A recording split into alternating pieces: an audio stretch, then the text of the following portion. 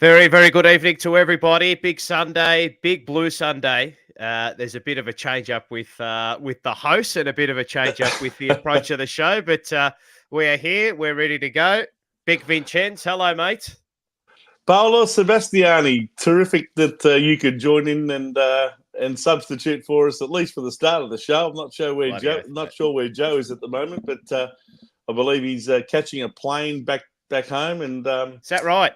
He'd probably be a bit delayed coming on air, if at all, tonight, depending on how long it's going to take him to get back. But much appreciated that you stepped in and.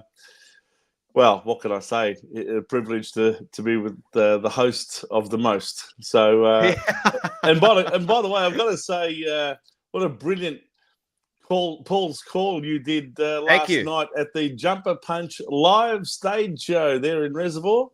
Thank you very much, that you called every single Carlton goal from the Essendon match. I was going to say, I thought we might have been there for too long, given how many we kicked. I tell you what.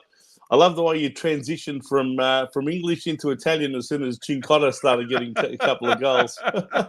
That's usually my life, mate. It's always a transition from English to Italian. So that's it. Like water off a duck's back, my friend. Like water off a duck's back. And big hello to all of our listeners out there tonight. Absolutely, mate. A lot of them would have been there last night at the Lazio Marques Social Club in Broadway in Reservoir. Mate. It was a terrific night, and we had a ball, and we had Vinny Catoggio and Peter McConville, past players, and we had a lot of fun. It was a lot of fun. We've got Lone Wolf Ant, who's in the chat, Enzo Valentino, Big T, Wayne Montgomery, Rocomora, Rob Galicchio, Peter V. Yes. A host of those lads were all there last night. So it was a fantastic night to not celebrate the year that's been for Carlton, but just get together and have a celebration as to how far we've come as a content community and a Carlton fan base as well. So, plenty to work on for everybody because we've got a long season ahead and we're nowhere near done. And there might be a little bit more where that came from as well last night. So, I guess today's show, seeing we haven't had a game this weekend, we're going to quickly review the first. I suppose we're calling it the first half anyway. What is it? Correct. 13 games. 10 to go in the home and away season. But you'll also notice that tonight we don't have our usual expert commentator, David Rees-Jones. It is, in fact, his birthday today. And yes, I did speak to him a bit earlier today and wished him a very happy birthday. And we wish you all a happy birthday from all of our listening and supporter base, Rees, if you're out there watching. Yes. I don't know that he'd be watching right now. I reckon he'd be probably hoeing into a bit of dinner with his family tonight. So he might be. He won't be on the beers. Put it that way. He's off the grog, the great man. But maybe he can. Maybe he can put down a glass of red, mate, in celebration of what is his 62nd birthday. Is that right? Yes, born in 62 and turning 62. There you go. There you go. He doesn't look it. He does not look it. No, he looks a lot better than I do. He is. Yeah. And I'm a lot younger than him. Touche, mate. Touche. So we'll set up the program. So we're going to go through just a quick little review, player by player, of the Carlton footballers this season who have played a senior game, whether they have come on as sub or not. So we'll go Jackson into that. Jackson Binns. He does, yes. He gets a nomination for his. He gets a nom for his 10-minute cameo in that loss to Geelong about a month and a half ago. So we'll have a chat about him. There's a mid-season review we'll do for the team as well. We'll touch on them, and then we'll preview the Geelong game to come this weekend. This Friday night at the MCG, and we'll give some predictions as well. I don't know if you've done it, but I might get you to do an impromptu Vince's verdict. Yes, I can give you a Vince's verdict. I'll think of something. Okay. I'll tell you what, there was a decision paid in the North Melbourne. A decision not paid in the North Melbourne Collingwood game today, which made my blood boil. But anyway. Mate, honestly, what goes on, mate? How many games are being determined by really poor, obviously poor umpiring decisions? It's unbelievable. It's become atrocious now, honestly. It's become absolutely atrocious. And yet, Carlton were the recipients of one of the most pathetic decisions I've ever seen all year. The very first goal we kicked against Essendon, Mitch McGovern got a 50-metre penalty. Shouldn't have been a 50. I couldn't believe we got that 50 No feel metres. for the game. No so they'll feel for pay the that. game They'll whatsoever. pay that. Yeah. But when an obvious one where two players, not just one, but two players encroach on the mark, and they don't pay the 50. I mean, it's just unbelievable. Anyway, I know. We'll get on obviously, to that even bit umpires later. are subject to pressure, and no doubt in those last couple of minutes of any game, I reckon they're reluctant to blow the whistle, I reckon. I would suggest so as well. Jackson Fry's in the chat. D-Me, he's in the chat too. Paul Mentor, hello. Hope you're all doing well. And let's get our listeners involved too. If you've absolutely, got a comment or you want to pitch in with your score, we're going to give all of these players a score out of 10. So absolutely, if you've got any thoughts on it, by all means, do it in the comments section. I think that sounds like a fantastic idea, Vince. All right, well, we may as well start and get stuck straight into it. Yeah. So we'll go with the number 2. I was just going to say Jack Silvani, a big fat 0.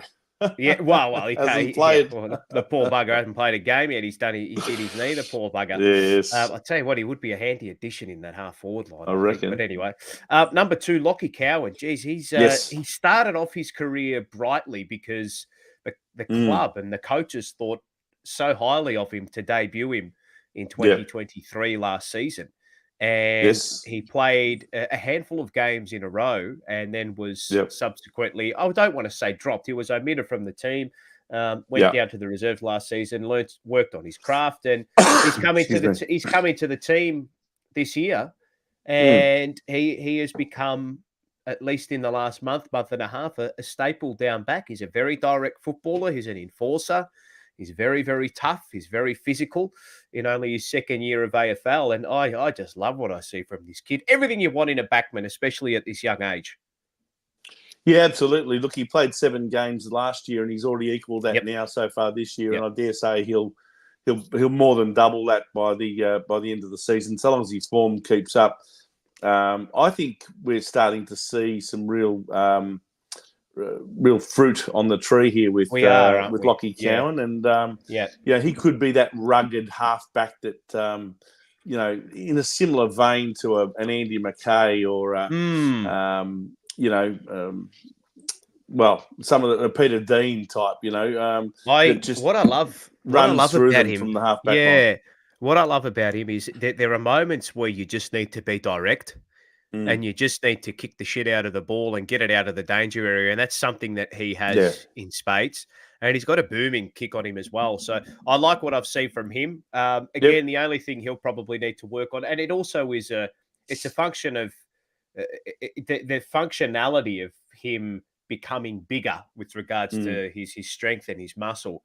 Might that take away the athleticism from him? I wouldn't have thought so. He's already a pretty big boy for his age, isn't he?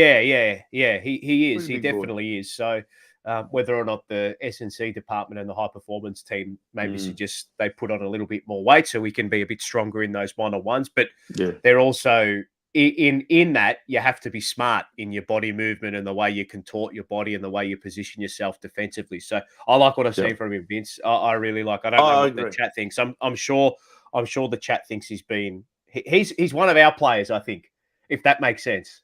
Yeah.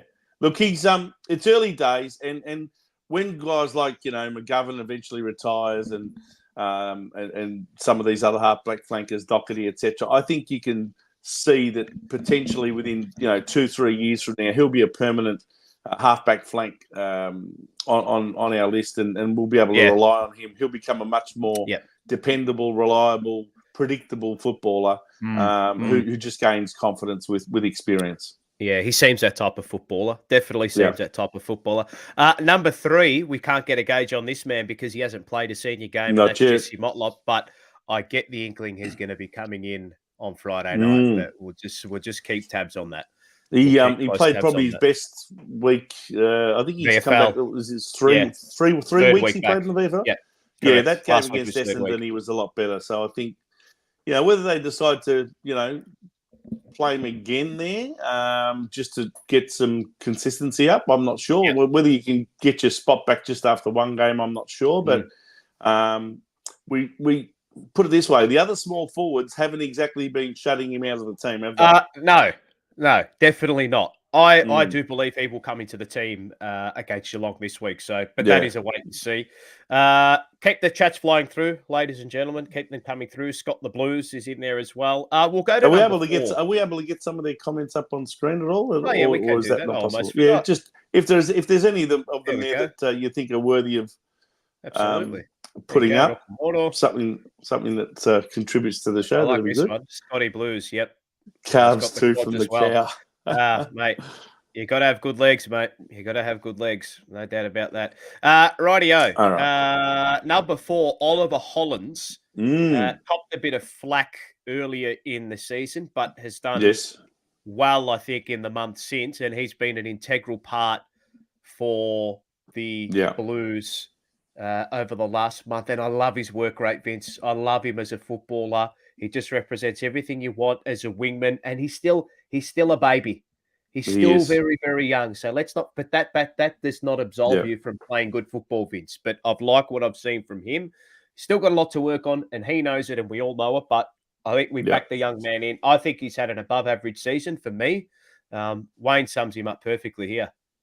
Running machine. Yeah. Yep. You certainly can't question his level of commitment, his level of tenacity and persistence, his preparedness to run his guts out, up and down the field as a winger.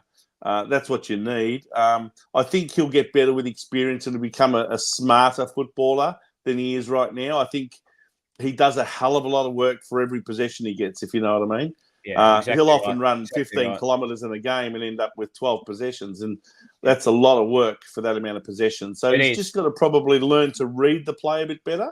And I think, again, in time, he's again, only a second-year player. So in time, I reckon he'll be good. Yeah, I think so as well. Joe Lutzer, he's at Costa Mui Airport. Planes delayed. Plane delayed. Hope you're doing well, Joe. Hey, Joe, if you're watching, send us your prediction for the Carlton Geelong game, because we need to do it for our footy tipping competition. Okay, let us know. Okay, I know you'll tip Carlton for sure. Charlie is saying Motlop Chera locks for next week. We're going to get onto Chera very shortly. And there you go. Why don't we do that right now?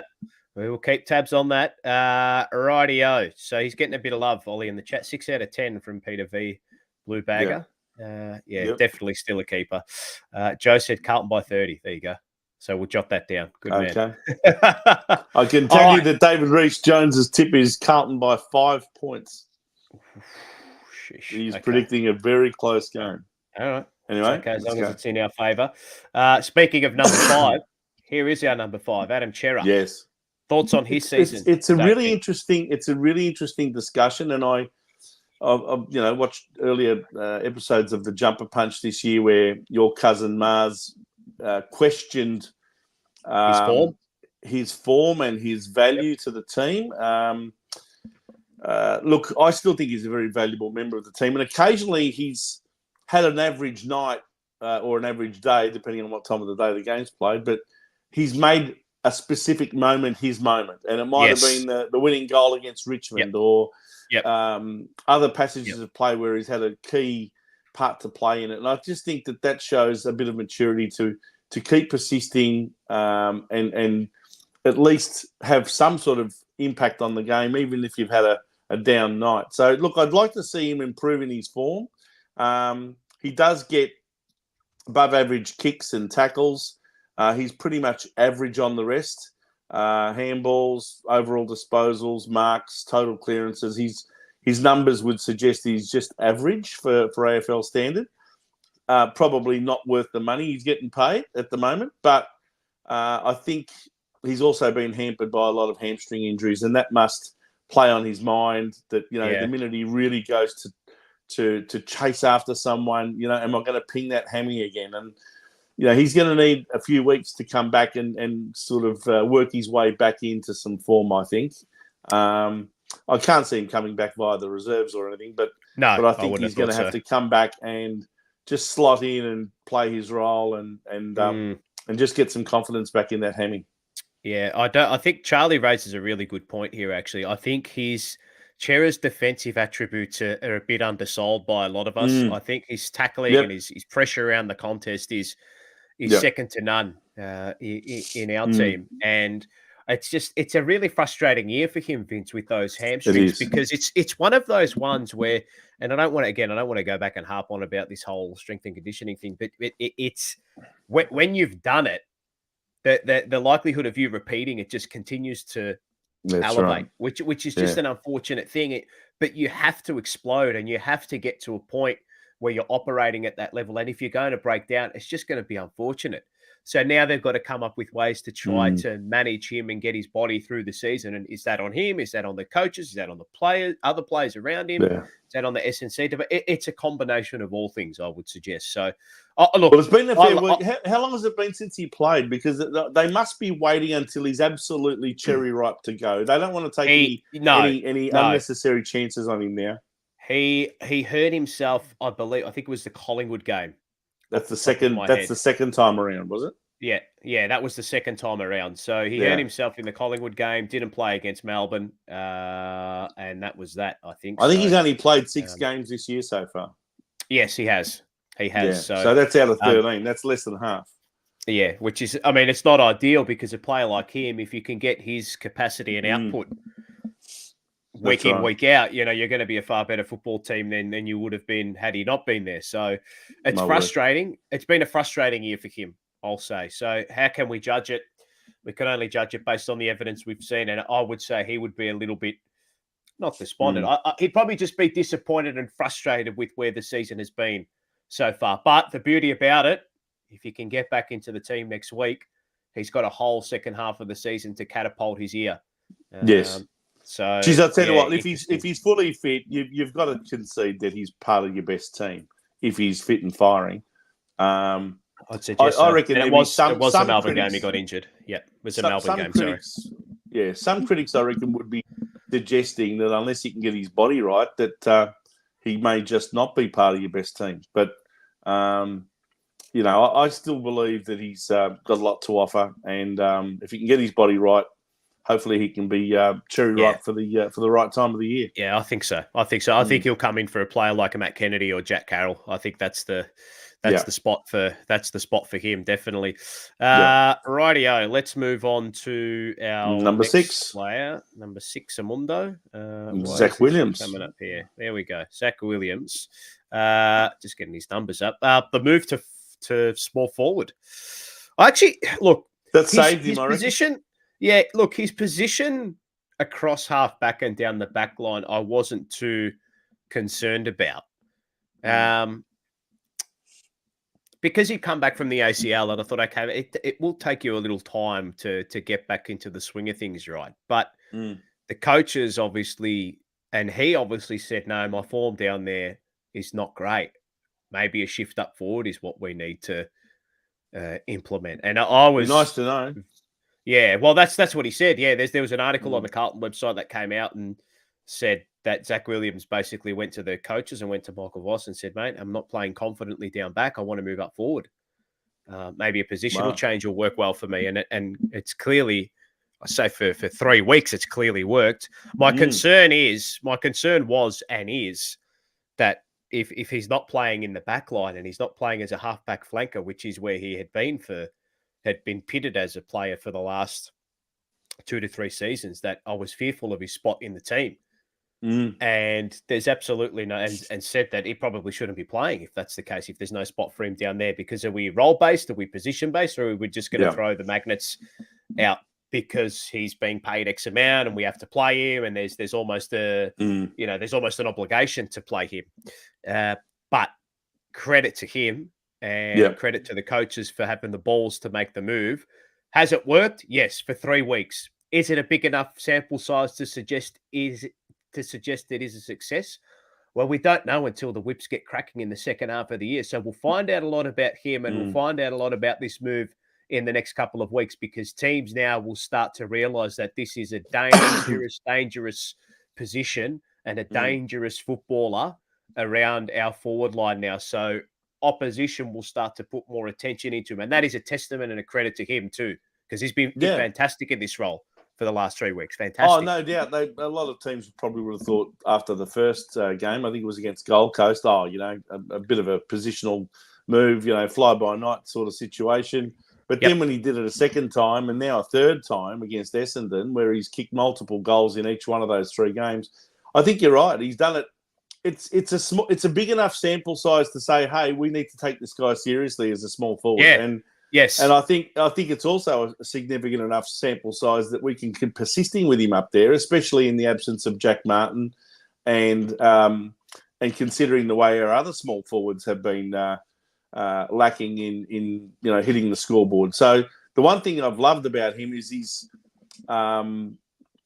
his cleverness and nous around the pack, and his ability to read the play and quickly snap it and skillfully snap it around his body.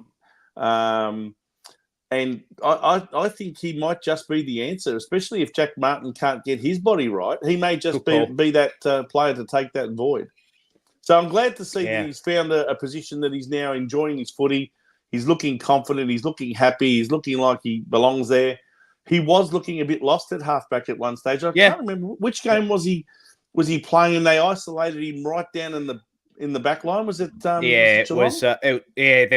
There was that game, and there was also the game Geelong against Collingwood. There was a game against Collingwood, which was frustrating for him. But see, I wasn't frustrated at him during those games. I was frustrated at our coaches for and players around him for putting him in that scenario, for getting him in that situation, right? Because I don't think he's that type of player. I don't want to see a player like him playing one out in the goal square across full. I think it was against Elliott against Collingwood that he was isolated down there. Yeah, and I thought to myself at the time, he looks lost, and he looks like he's not enjoying that role, especially when he gets isolated down there. So it's good that he's found a new position. Up until he made that move to the forward line, I wouldn't have even given him a pass mark for the year. But now that he's moved up there and had an impact, I think that that pass mark has been reached, and now will probably grow from a 6 to 7 out of 10, and potentially even more than that now. The one thing for me in this game that or his role now that I've looked at after the Gold Coast game, I think it was essential for him to really get involved and have a direct impact on a game and a result because of the mental aspect. Everything, and I love talking to Rash about this, who of course has got great show on this channel. With Sam, the Change Room, which is a fantastic show on the Thursday nights at 5 p.m. Everything is here. Majority of the majority of things are shoulder up when it comes to life and work and performing on the football field and on the sport field. And when he kicked those goals, for me it was not this move has worked. For me it was, mate, you got a smile on your face now. This is going to do you the world of good. All that weight will come off your shoulders. The belief in your ability as a footballer again, the belief that your knee, touch wood, will hold up. The belief that your body will hold up. And a testament to the strength and conditioning department for keeping him up for this amount of time. He's able to run out games. He's able to have massive impact on games. And one thing I'll say about him as well, you look at his role as a small forward, right? It's almost one of those, they talk about beginner's luck, Vince, right?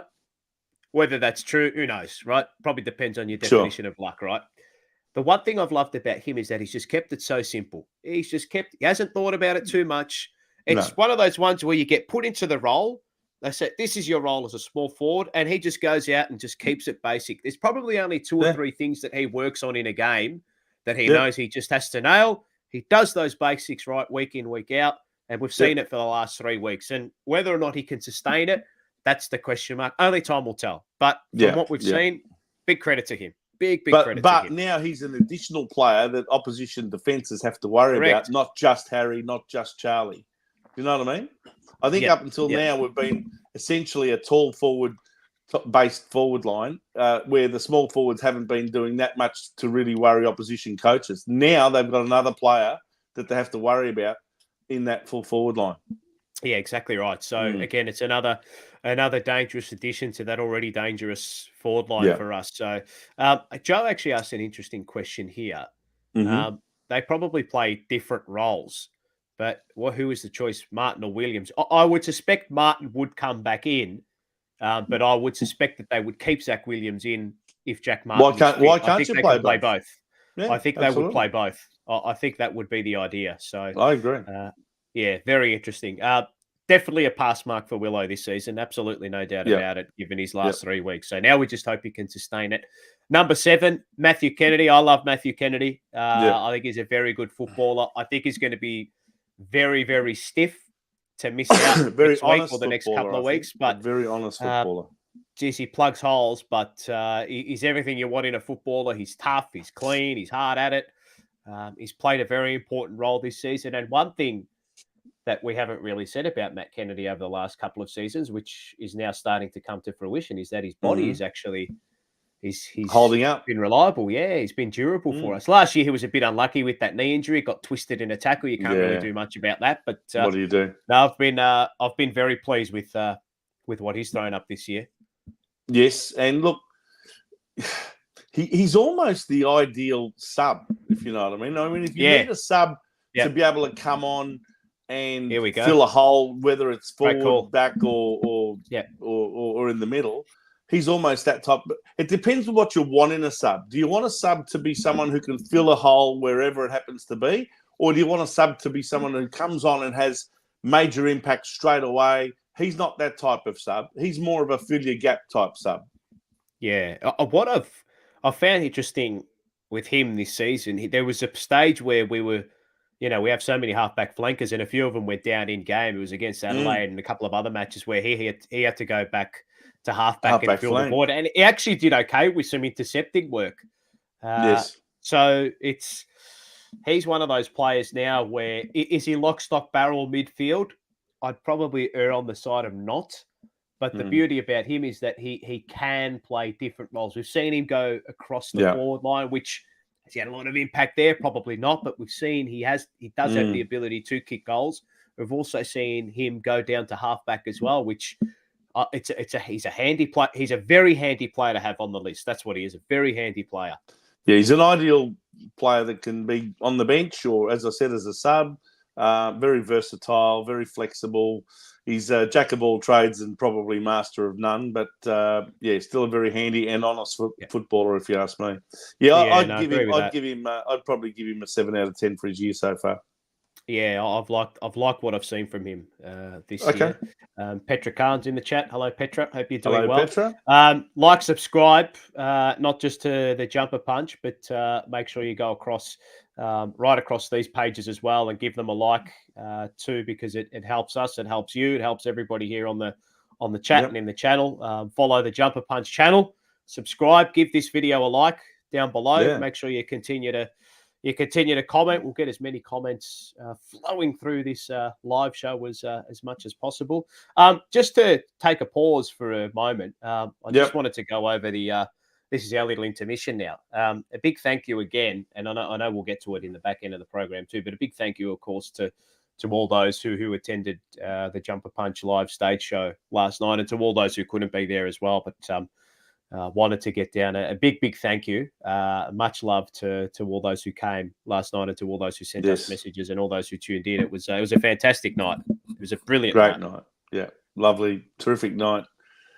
Good fun, and right in the heart of Reservoir. Where else would you want it to be? Exactly right. Exactly right. No, it was absolutely brilliant. So, again, a big shout out to those who came along and those who couldn't make it, and a big shout out to the Fulan Club and the Lazio Marche Club. So, no, it was a spectacular night. So, rightio. Speaking of spectacular, his win-loss record with the Carlton Football Club is spectacular when he comes into the team, and he goes by the name of Lockie Fogarty, number 8, 17-2 when Lockie Fogarty plays.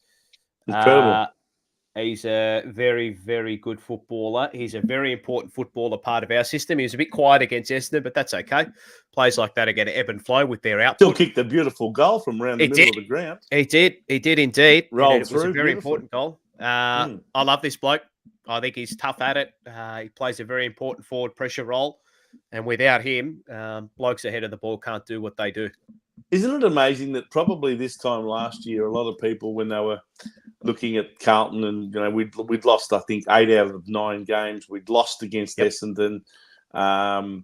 We'd probably hit rock bottom then. The team got booed off the ground going down the race, and even some supporters became quite distasteful in the way they carried on. But, Lockie Fogarty wasn't even in the team at that stage. And a lot of people were writing him off like, we've got to get rid of him at the end of the year. We've got to get rid of all these others as well.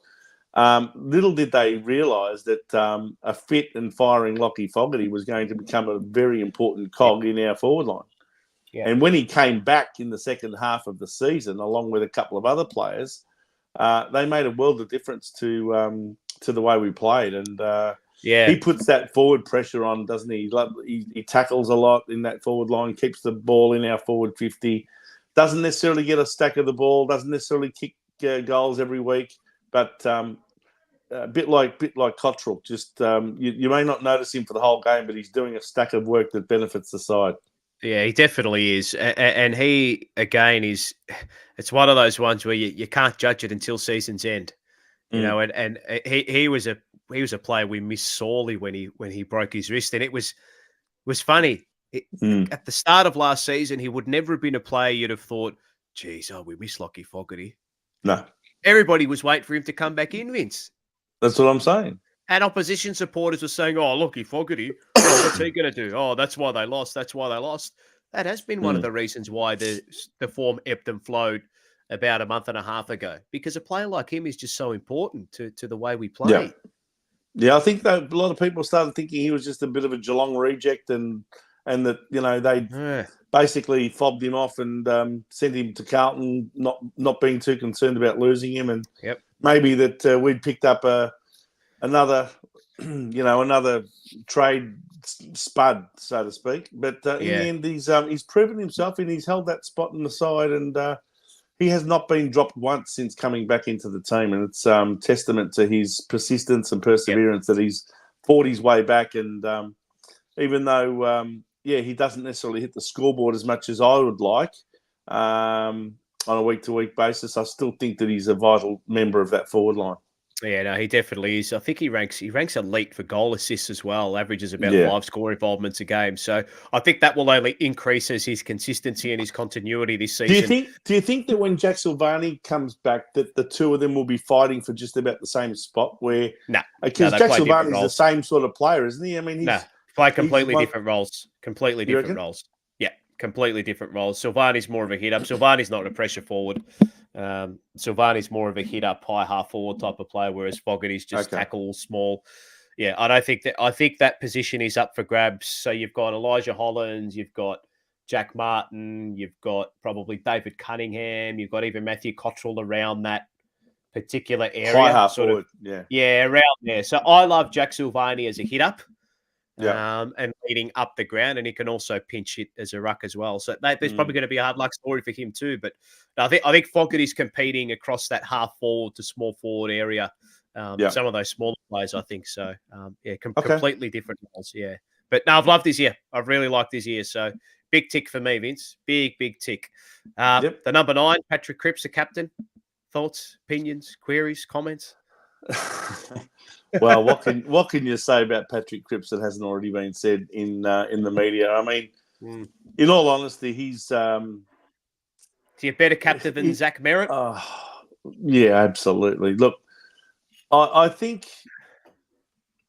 the day will come one day when we lose Patrick Cripps and he'll retire, and then we will really, really see how much of a difference it will be in not having him in the team. He has become, in my view, at least one of the best captains, if not the best captain in the AFL. That's how much he leads his team. He's got them really right behind him. You can just feel the way they all perform together, and he's the one leading from the front. And I think he's had an exceptional year. I actually think that if he keeps going the way he's going, he could potentially win another Brownlow medal this year. That's how good he's going. Not the worst argument. He's right in the market for it.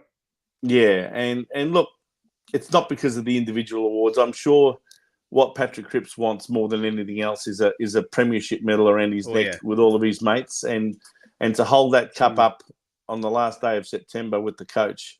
That's what he's dreaming of. And we're all dreaming. I reckon this year is the year for it to happen.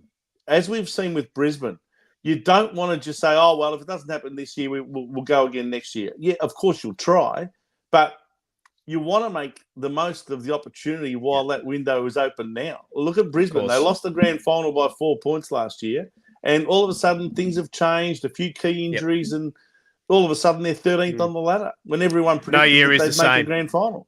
No, exactly. Year to year is the same. Yep. I reckon this is the year for Carlton. This has got to be the one where we just go all out to win the premiership. And the way Cripper's playing, there's no reason why he can't lead this team to victory on the last day in September. I'm a great believer that we're a big chance. Yeah, his selflessness has continued this season too. And even though he was down last week, he and Walsh were players that just sort of, swallowed the pride and said, okay, it's probably not going to be our night tonight as individuals, but we've got other blokes that we need to look after. You know what, Paul? Get into the game. Look, he probably played better games than the one I'm about to talk about, but the last quarter that he played, when we went over to Adelaide and beat Port Adelaide, the first time we'd beaten an Adelaide side on that ground in over 10 years, that was just a scintillating quarter of football that he played. And that was after a 5-day break.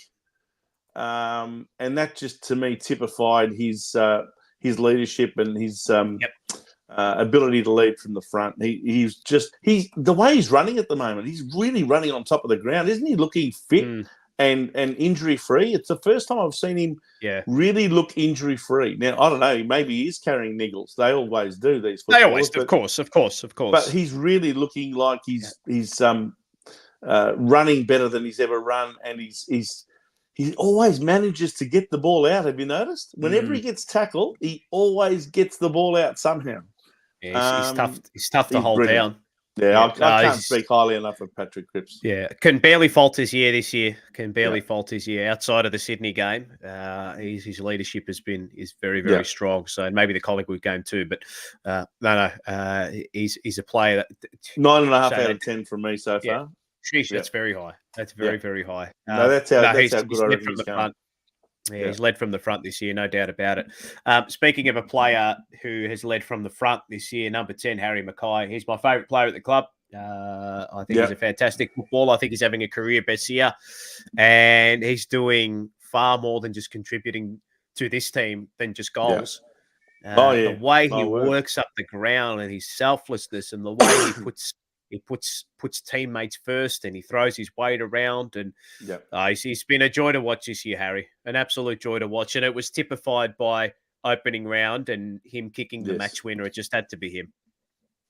It had to be him. They might as well have put that song on. It had to be you. You know how they keep playing songs up there at the Gabba every time someone kicks a goal. I reckon they might have put that one on after Harry kicked that final goal that ended up proving the match winner. It was. I think it was a real signal of his year to come, and I'm so glad he kicked that one too, because he's had so many people on his back because of his kicking and his choice of kick, if nothing else. But I think what we've learned to do since is to now not get, into a lather the minute he kicks a bad one or the minute he kicks one off line. Good call. We just say, okay, forwards miss sometimes. That's it. But so long as he doesn't make any silly decisions about, kicking around the corner or, doing bananas and all that sort of stuff that was causing so much confusion last year, I think we've accepted that. And I haven't seen Harry look so fit. He is looking so ripped and fit. He looks like a skinned rabbit. If you look at him, he's very, very slender for someone of his height at the moment. And I think that's helped him to move around the ground a lot more. And he's actually a really good kick too. He's actually a really, really good field kick. Yeah, his year has been. I'd argue to say it's been a career best year. I know he won the Coleman a couple of seasons ago, but I'm trying not to look too much at that. And I'm just trying to look at him holistically. A better all-round season this year. Yeah, agree with that. Definitely agree with that. So he's been. I'll give him at least an 8.5 out of 10 this year so far. Yeah, very, very hard to stop when he gets up and about. Let us know what you think in the chat. Share the link around as well, ladies and gentlemen. Give it a like. Give the page a subscribe as well. The Jumper Punch. head to our Instagram page, head to our Facebook page as well. Make sure you give us a like and follow there as well, and keep the chats flowing through. They've been on fire tonight, so we love it. We absolutely love it. Number 11, Mitchy McGovern. He's a very important player, Vince. Very important player. Yes, indeed. He's played 10 games this year so far. He's had a couple out with little niggles and hamstring injuries, etc. But he's above average for metres gained. He's a very important player in rebounding off that half-back line. And when he's playing well, we generally win the game. I think he's an important player in that back line now. A very important player. And when he's having a bad night, we usually struggle down in defence. Yeah. So he can be a bit of a barometer in that sense. But I've been fairly impressed with his year so far. He can make a few mistakes now and then that make you scratch your head, but I think overall he's been pretty good. And he has been largely injury free, which I think is a key to him retaining his form, not having those hamstring injuries which continued to dog him so many years ago. Yeah, getting his body right has been a big thing, and you've seen the way in which we score far heavier from turnover when he and Adam Sada are in the team too, and the way in which he reads the ball in the air, and he's very, very brave footballer. Yeah, flies up for the ball and flies up into scenarios that many wouldn't, and rags elite for kicking efficiency too. And he's one of those players where he makes a decision so quickly. Knows exactly what he wants to do, knows exactly what he needs to do. He's a beautiful user on both sides of the body as well. So he's going to be integral towards our push for a premiership this year. And he can play on talls and he can play on smalls too, can't he? He can play on both. He's fast enough to play on the smalls. Absolutely, Vince. It's a good call. Yeah. Does that mean that you would not regard him as much as a key position defender as maybe a Brody Kemp? Yeah. Is Brody Kemp more your centre-half back? Yeah, he's definitely an intercept. There's no doubt about that. He's probably, this word gets thrown about a lot. He's probably a hybrid. He could probably play small, he could play medium, and he can play tallish if he needs to. So is that an important, are those important skill sets to have? Is it an important skill set to have in your back line in this day and age of Australian rules football at the elite level? I would say yes. Yeah. And I think Lone Wolf Ant sums him up perfectly here. Vital to our defence. There's no doubt about that. Yeah. And I love aggressive, strong defenders. I'd give him a good solid 8 out of 10 so far for his year. Yeah, I've really liked this season. I just pray that he can just keep his body right, because when he is on the team, when he's on the field, we're a far better football team. So Enzo makes a good point. He has matured into a very smart, consistent player. He does love a goal. Yes. Probably shouldn't have been allowed to celebrate that goal last week because, he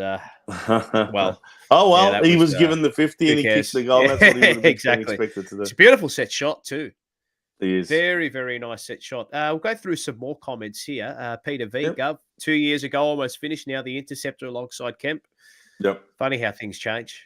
Very funny how things change. Petra Khan, Gov creates by foot, sets up a lot of our forward thrust from halfback. Good call. Very, very good call. Yeah, no, it's he's getting a lot of love. It's funny how things change. A few seasons ago, people wanting him gone, and now we can't get rid of him. Well, I think our defence looks a bit more settled and a bit more confident when he's there. When he's not there, you see that there's holes there in defence that no one else is filling. So exactly. Okay, all right, let's get on to Tom De Koning. Career best season. He's been the revelation of the year so far. I recall with Joe earlier in this season, before the season started, discussing the ruck situation, and I did call for De Koning to be given the number one ruck responsibility. And we've seen Pitnet come back into the team and play well when he's been there. But I think whenever he has played, De Koning's gone back into his shell a bit, hasn't been as prominent, hasn't had as much impact. And the minute he's got that number one role back again, because Pitnet went out injured, he's really elevated his play yet again. And I really think he's ready. He's no spring chicken anymore. He's 25, I think, at least. So he might be even 26. I can't remember. 24 years old. 24 at the moment. 24. He'd be 25 within a month, I reckon. I think in July he might turn 25. So I Right. think he's ready for the responsibility, and he's showing that, he's not frightened by having to take on some of the best ruckmen in the league. I think there will be still times when he might want to rest, or maybe the ruckman that they're coming up against might be more suited for Pitnet to take on than him. But I really think that while Pitnet would be handy to have to come in on that basis, I'd still be giving De Koning the number one role for the rest of the year. Yeah, he's been fabulous. Last game against Essendon was fantastic. Yeah, I would say he is the number one ruck in the pecking order with regards to the depth chart and the squad. Yeah. That does not mean that Pitnet doesn't have a role in the team. But I do think, and Voss did say about 2 seasons ago that they did have TDK pitted as the number one ruck for this team. So he's gone from strength to strength this season, has TDK. You know what would be interesting is to ask Matthew Cruiser, the former Carlton ruckman, who has been our ruck coach for the last 2 or 3 years since he retired. Be interesting to ask him what he sees is happening with our rucks, and who really is the one that we're earmarking as the number one, and who's coming more as a support ruckman, and on what basis you would play potentially Pitnet as the number one ruckman in any particular week, and De Koning as a backup. So the one thing I'll say is, I think you noticed, and there were moments in that game against Essendon where I thought, oh, geez, Pitnet would be nice. When Kennedy and Cripps started going into the ruck and giving away free kicks. But the beauty about TDK is he can play up forward. Where Harry's supposed to be a backup. I don't mind him in the ruck every now and again, but leave him up forward. Just leave him be up there. Just leave him be up there. Big season from TDK so far. Very, very big season. If he continues, I reckon he's been tremendous. If he continues this upward trajectory, there's every chance he could be All Australian. But who knows? And who cares about All Australian, mate? Blake Acres, number 13. It's been a revelation for us since he came over from Fremantle. Played, with all due respect, I thought he was poor last week against Essendon, but my goodness, what a year he's had. He's one of these players where he plays week to week, and then you look at the numbers. He's had another blinder, this bloke. Look, I'm happy to give him a mulligan, as we say in golf. Completely agree. For last week, I think he was just hanging out for a rest, to be honest. I think the bye couldn't have come quickly enough for him. Yep. I was expecting him to have a game like that probably 3 or 4 weeks ago because of all the workload he's had to undergo this year, running up and down the field. I think Blake Acres has been a tremendous asset to us. Clearly, we had an issue on the wings going back 2 or 3 years ago. The players that we had, whether it be Jack Nunes or whether it be Lockie O'Brien, they just weren't up to it.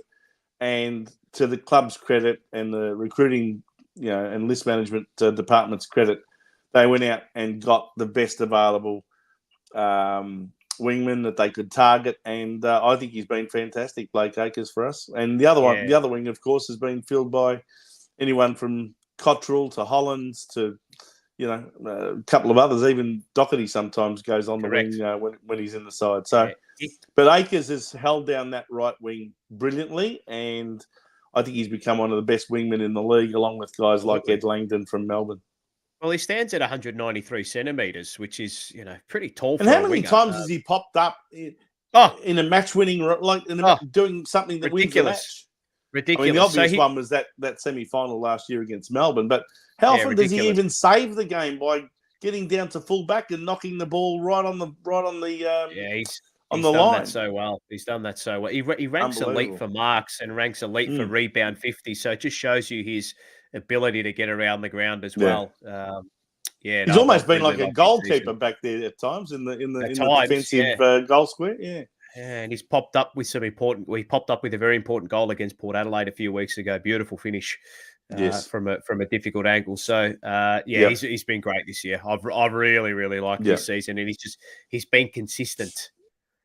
He's been consistent, and that's been a big thing for not only him, but it's a chasm into the team. And that's the performances we get from him from a consistency perspective is what we need to mirror as a team. And hopefully it'll start to come as well. Orazio, number 14.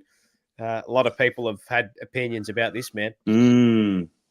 output I'll not be high, frank. but he must play an important role because he was getting the game week to week, but there's nobody else. That's the problem. Yeah, I'm not sure that there was nobody else. I think to some extent Jackson Binns can consider himself a little bit unfortunate not to have been given a bit more of an opportunity. But they don't play the same role. I understand. I'll be honest. When I heard that we were getting Fantasia, I thought, you know what, this could work. And I was quite enthusiastic about him coming across as a small forward. But I've got to say, for the amount of games he's had, and I think he's played 10 matches so far this year. Yeah. I just don't think his contribution's been good enough to hold up the spot in the team. And he's going to be someone that comes in now if your other small forwards are either injured or suspended or lost all form for one reason or another. But I just can't see in the pecking order that he's going to be in our side come finals. I just can't see it. It's look, for what we've given up for him and the output that he's given, I think it marries up. Even though I think people expected the Orazio from 4, 5, 6 seasons ago. Days. So it's amazing how his body had let him down over recent seasons, but this season his body has not let him down at all. And I would like to know, and I don't know if this is true, but there might have been a point with which they have kind of just held him back a little because of his body. So I don't know how that output is going to look in the back end of the season if he does play, but he's been durable. So he's been thereabouts, and he has, as much as we might not see the output numbers-wise on the stat sheet, he's clearly contributed something with regards to running patterns, decoy runs, opening up the field for other forwards as well. That would suggest he does get a game every week, and that's what the coaches have seen. I don't think he will play over the next few weeks with Motlop and the like returning. Look, his output has not been ideal. He's kicked 2 goals. He's kicked 2 goals, 6 in 10 games of football. And for a small forward, I'm sorry, but that's just not an acceptable amount of output to warrant holding your spot on the side. No, it's an interesting one. I actually thought the 2 weeks prior to him coming out of the team with the shoulder sprain, he'd actually worked up from being, almost nowhere ball in hand. He'd had a lot of half moments in the Port game. He could have had, 2 or 3 goals, and you think, oh, okay, maybe there's something here. Same with the Sydney game. And I thought the wheel had just started to turn. Then he does the shoulder. Yeah. Anyway. I thought that the fact that they played him in that Port Adelaide Carlton game told me that, okay, this is one where he'll be very keen to prove his old side that, they'd made a mistake getting rid of him or whatever, wanted to prove himself against his old team. But the fact that he didn't have any impact in that game either and ended up getting subbed out of the game probably tells you that, even that wasn't good enough motivation to shine. So, look, don't get me wrong, he's going to be available as a role player if the others aren't available through injury. But if everyone else is back and, you all of a sudden get Jack Martin back and you get Jesse Motlop back, and if Fogarty and Williams and these guys are still producing and Owies is still kicking goals, I can't see that Orazio Fantasia is going to be in the team. Yeah, no, I'll agree with that too. But interesting that he and Motlop are playing similar-ish roles, sort of moving up the field and on the ball into midfield for bits and pieces. So I would suspect that Motlop will come into the team. And I think, look, from my point of view, I think Motlop is ahead of him, just talent-wise. He's the future.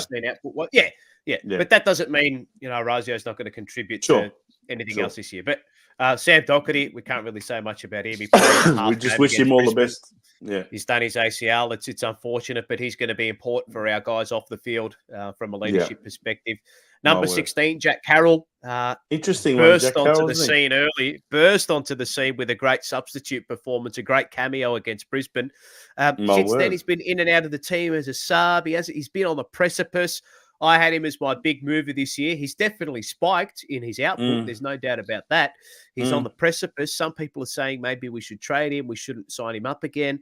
I think he's definitely still worth a crack. He's still young. He's barely played a game. He's only 21 years old. So has he played a full game? Has he played many full games, do you reckon? I think Well, he, what I I mean reckon he is, might have. not playing Yeah, as a start sub. to finish as the sub. I think maybe 4 this season off the top of my head. Because before this I like season, him. what we've got to I keep in like him. mind is that he played 5 games in 2022 and only 1 game last year. Yep. So, really barely more than a handful of games of football before this year. So he's got to be seen as a development player. He's definitely had his best season so far. Playing in 11 out of the 13 games is, I guess something to crow about. The fact that he's maintained his spot. He's on the edge. He's That's right where on he the is. edge of Yeah. whether he maintains his Senior spot or side whether or he gets VFL team. substituted. Yeah. Correct. Yeah. I don't think he will play against Geelong. I think Chera, if he Mm. is fit, will come into the team. Mm. That doesn't mean he's not a vital cog of this outfit this season. So he was What I'm phenomenal in the disappointed a little reserve bit. Look, 2 weeks ago. I'll be honest. I think if you're a player like Carroll and you've got your opportunity to play, over 10 games of football in the first half of the year, you've got to grasp it. You've got to get enough impact in what you're doing to prevent someone else just taking your spot the minute they're fit. And I just don't think he's done that. I know that he's a development player and you can't expect too much out of them, but I just feel he's been short of a sufficient amount of output to prevent him being talked about as a player that comes out straight away the minute someone like Jack Martin or someone like Chera comes in. Whereas I dare say he's going to be one of the first names on the list that they'll look at dropping in place of some of these other more seasoned footballers. Scott the Blues sums it up well. He started the season as an instant impact sub. A lot of potential. It's just hard to know where to place him between VFL. Where would you play him? Would you play him on the half forward flank or in the middle? I like him. I like him in the middle. I like him in the middle. For me, he has to be a pure on baller. A mixture between inside and outside. I think I loved his game against the Northern Bullets a few weeks ago at the VFL, and he needs to start doing that at AFL level. But I think there's a lot of scope there. But it's going to come at you quick and fast, Vince. That's the thing. It's going to come at you quick and fast, and he needs to grasp it. Speaking of a man who's grasped it, number 17 might be an important number for more reasons than one, Vince, this year. But Brodie Kemp, he has taken the intercept role by the scruff of the neck this season. And I believe he's outdone Caleb Marchbank because he's been able to, touch wood, stay fit. He's been able to work on his craft at AFL level. He's been able to get continuity, and that means he's been able to get form up. And the young 23-year-old, he's looking like a staple in that backline at the moment. Well, of course, he was our earliest draft pick in the season. I'm trying to remember the exact year. It might have been 2019 that we recruited him. 2019. He was pick number 17, first rounder. Yeah. So, of course, he came across and he was injured already before he even, did his ACL. He did his ACL pretty quickly, and so he's taken a bit of time to get over those injuries and slot in and feel comfortable and I guess get that regular spot. I thought what was compelling was when he got dropped earlier this year in place of and they left Lewis Young in the side. Yeah. And I'm pretty sure that we lost that game. I'm trying to think, was it against Geelong? It was.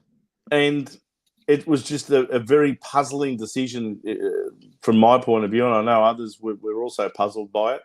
And I think that the coaches and selection committee must have realised then and there that, hey, we made a blue here.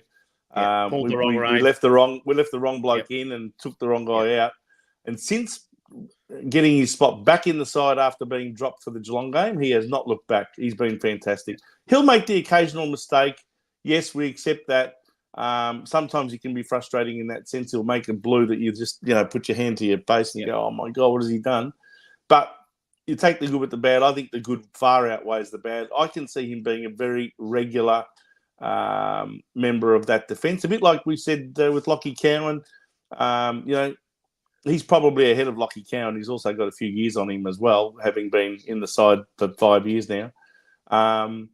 So I think, I like what I see with Kemp, and I think he can become a very permanent fixture in that defensive line. Yeah, agree with that. What I've loved and what I love about him is his aggressive defensive nature. When he gets the ball, he goes. He's similar to Mitch McGovern in that mold. When he gets the ball, he knows what he wants to do straight away. He's always on the front foot with ball in hand, and that's what I like about him. And he's quite agile as well for his height and size. 192 centimeters, and he can ping around that back line too. So I like what I've seen from him. I think he's going to be a very important player for us in the back end of the season. There's no doubt about that. And one thing I want people to notice with him, if you watch him before he jumps up for an intercept mark, it's a funny little trait I've seen that, and it's probably something that he's always done. What he does is he rubs his hands as he's about to go up for the ball.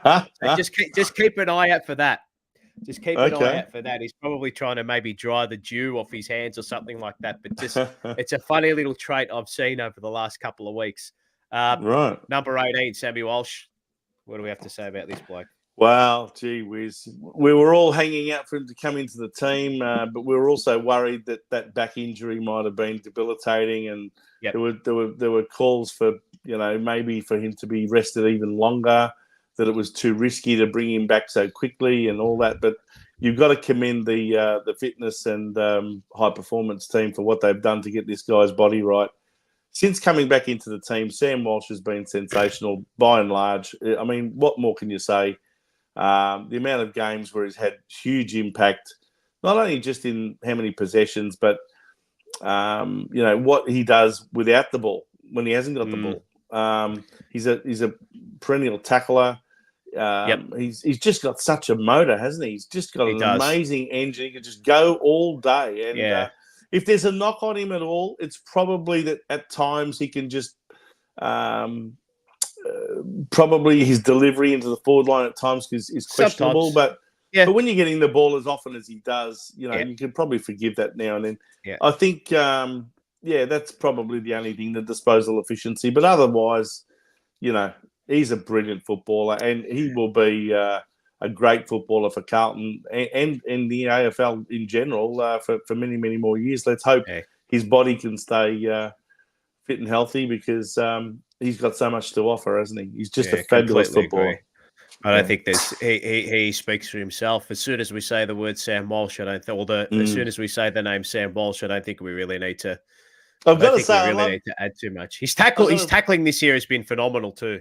Yeah, defensively he's been strong. I love the Batman and Robin combination too with him and Cripps. I think that's a fantastic way to look at those two, isn't it? You can just see them now. Cripps dressed up in his Batman outfit and Sam Walsh in his Robin outfit. I can see it now. But they might even be Batman and Superman, mate. Yeah, well, Cripps can be Superman. I can tell you that right now. And but they are both. They work brilliantly together, don't they? Too. They do. One often looking out for the other, and what a combination we're blessed to have in the middle of the ground there. Completely agree. No, he's an elite midfielder, and he'll just continue to go from strength to strength this season. There's no doubt about that. Corey Durden. Hasn't had the greatest year. Corey Durden. No. I wouldn't have thought. Had a nice moment against the Bombers when he came on as sub, kicked the crucial goal, but it was a goal that kept our momentum up. Excuse me. Yeah. Yeah. Look, I think he'd be disappointed in his season to date. I've been disappointed in his season to date. He's been signed for 2 years, so we've got to back the young man in. We will all do that. There's no doubt about that. But I think he'd be wanting they a obviously bit more. See something in him to be able to give him another 2-year extension. And we have to respect that. They must think he's worth persisting with, and that he's got what it takes. Because why else would you? Why else would you do that? I think a lot of people are questioning his value in the team as a small forward, that he doesn't do enough to justify his position in the side. I think, he could get better with time, but geez, he's been going there for at least 4 or 5 years, hasn't he? I remember he was playing in Adelaide when David Teague was still the coach. Correct.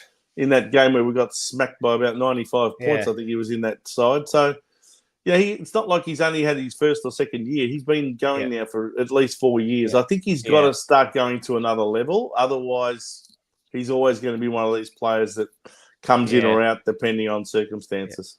Well, again, like we said, he has been signed for 2 seasons, so he has had a contract extension. So that would suggest that they definitely do see something in him. I still definitely do see something in him. He is 22 years old, so he could be a bloomer in the next couple of months. But he'd want to get a wriggle on.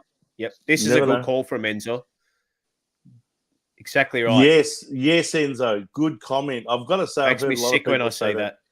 Yeah, when you see him flying up against Harry and Charlie, what for? Like, really? Stay on the deck. Stay on the deck. I think some of these small forwards could take some coaching sessions from guys like Alex Marcoux and Vinny Catoggio, who can probably guide them a bit better as to how to hit the pack at pace and run past these contests. And so when the ball spills off the contest, you're there to just grab it and run into an open goal. And that's how they used to kick multiple goals per game. Back in those days, those small forwards would all be kicking 2 and 3 goals each every single week. He needs to be smarter around the top of the ball. Speaking of smarts, number 20 Elijah Hollins, it could be another Blake Acre scenario. Picked him up for a packet of chips, and I would argue to say that he has been our best player this season, one of our best players this season. Gee, wow, that's a big call, isn't it? Well, he did come in against North Melbourne, I think, and I don't know that he's been out of the side since then. He might have had one game where he was out injured or something, but no, he hasn't missed the game since he came in. Since then. Well, you've gone muted, Paul. I don't know what happened. You might have muted yourself. That's better. You must have pressed the button. No, I did. No, he's been in the team since the North Melbourne game and hasn't come out. Yeah, well, look, it doesn't surprise me. He's been a revelation. Loved his game against Essendon. That was the best game he played so far for the year. Yep. And look, he looks like the more mature-bodied, seasoned footballer out of the two Hollins brothers, and it's now easy to see why he was such a high draft pick. In the draft order when he was first selected for Gold Coast back, a few years ago now. But I'm not sure what happened with him over there as to why he didn't put his best foot forward, but he certainly found a terrific home now at Carlton, and he's certainly making every post a winner. And he probably knew he had to prove it. He had to prove it to his teammates that he was worthy. Yep. And he's done it. And let's hope it continues. Yeah, his role and the way he's taken up the role is, I think, everything we wanted of David Cunningham and more. Yes. And he's been able to come in and do it because he's been durable so far. And, geez, he's finishing for goal. Yeah. My goodness. Yeah, I'd be pretty nervous if I was David Cunningham right at the moment. How many years we've been tolerating his body not being right, and yet another year's gone past where he's hardly played a game. And, guys like Cunningham and Marchbank and Jack Martin, you've just got to start asking the question, are these guys' bodies ever going to be right? Because there comes a time when you say, well, yes, we acknowledge you've got talent, we acknowledge you've got skill, we acknowledge that you could be potentially a really valuable member of the team. But if your body's never right and you just, season after season, hardly playing more than a handful of games, you got to at some point say, that's it, enough's enough. We've run out of patience. Yeah, completely agree. And I think those three there are right on the chopping block in that sense, I would have thought, at the end of this year, unless something changes big time in the second half of the year. Big tick for Elijah for me, big tick. Oh, yeah. Jack Martin, he's only played the one game. It was against Melbourne. Came on, first quarter, had immediate impact, took a big mark. Kicked a goal early in that game, but since then, the body has just not served him well whatsoever. And that, unfortunately, has been his story as a Carlton footballer, and it continues to be his story as a Carlton footballer. Yep. Frustrating is the word I'll use. I'll tell you one thing. I reckon until Zach Williams went forward, everyone still expected, wait till Jack Martin comes back. Yep. Now we're starting to say, you know what? It doesn't matter whether Jack Martin comes back or not, because now that Zach Williams is down there kicking 2 and 3 goals a game, and his body's good, right, and his head's right, he's looking as much the replacement down there for Jack Martin as anyone else. I'll tell you what the the word I use for him now is that he is a luxury. If we have him, it's brilliant. It's great. Yeah. If we can select him and he's fit, he'll slot straight into that forward line when he's up and about. But there also has to come a point in time where you have to make decisions about players like this, where the output you may get in a season will not outweigh the benefit you get with him. And by the way, Paul, he comes at a fairly rich cost as well. Yeah. So that has to be considered. That's also got to be considered. And I think the word that some people might use for someone like Jack Martin would be enigma. He really is one of those players that is polarizing. Some supporters love him and some supporters can't stand him. And, he teases you. I reckon he does. If I can use a bit of language here, I hope everyone forgives me for using this language, but to be frank with you, he's a cock tease. He really is. He's someone that really does tantalize you with the way he can move around the forward line and mark the ball, kick the ball, etc. He's very exciting when he's on, but geez, I tell you what, it doesn't happen enough for me. Honestly, unless something changes by the end of this year, I'd be saying, Jack, maybe it's time for you to go back to Western Australia and see if you can get a game back over there. I think there are a few. I think both WA clubs are potentially circling around. But anyway, he's got half a season to prove his worth. I don't know whether we'll contract him again, but who knows? Who knows? I do like him as a footballer. Is it the last year of his contract, is it? I think so. Off the top of my head. Yeah, I think so. Caleb Marchbank, his contract comes to a season as well. Disappointing. I like him as a footballer too, but even now that he's fit, his VFL form has not been bashing down the door to say, "Let me in, Fossey, let me in." Yes, I agree. That's been a disappointment. Well, he's got to prove. Look, if he's not getting straight into the senior team, which I agree that he should have been made to come in via the VFL, especially while guys like Cowan and Kemp and McGovern, all those blokes, and Kemp and McGovern are all playing well. Why should he be automatically straight back in? And the fact that they've made him go through the VFL is a good thing. And the fact that he hasn't, as you say, been knocking the door down tells you that, hey, maybe he's just not going to be, a consideration in the end, unless someone else gets injured. Because I don't know if it's just a confidence thing with him, with his body. But maybe. Look, I'm with you. I like the guy as a footballer. And when I've seen him play top games before where you just think he oozes class. But it's not happening often enough for me. No. And I think he's got to stay in the VFL until such time as he's knocking that door down. He was pivotal to our run last season, but that was last season. This is a new football season. So I think from my end, he needs to continue to build. Yeah. Is there a spot for him?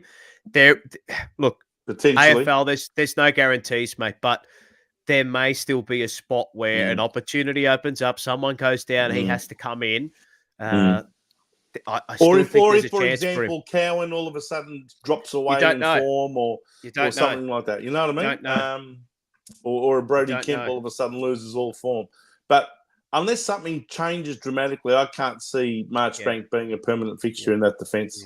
Yeah. I think the back line looks settled for now. Yeah. Speaking of, it does at the moment. Speaking of a man who settles the back line down, Jacob Wiedering. Can you believe that this guy has not even been considered in the AFL's, I guess it's an interim squad for the All-Australian? I mean, to me, he's a lock. He's a lock for fullback. I mean, how they cannot see that this guy is just superb at fullback. Last game against Essendon, he literally pulled down 2-metre Peter's pants down. He might as well have, because he embarrassed him. He literally embarrassed him. He was that bad that they had to throw him in the ruck just to get him into the game.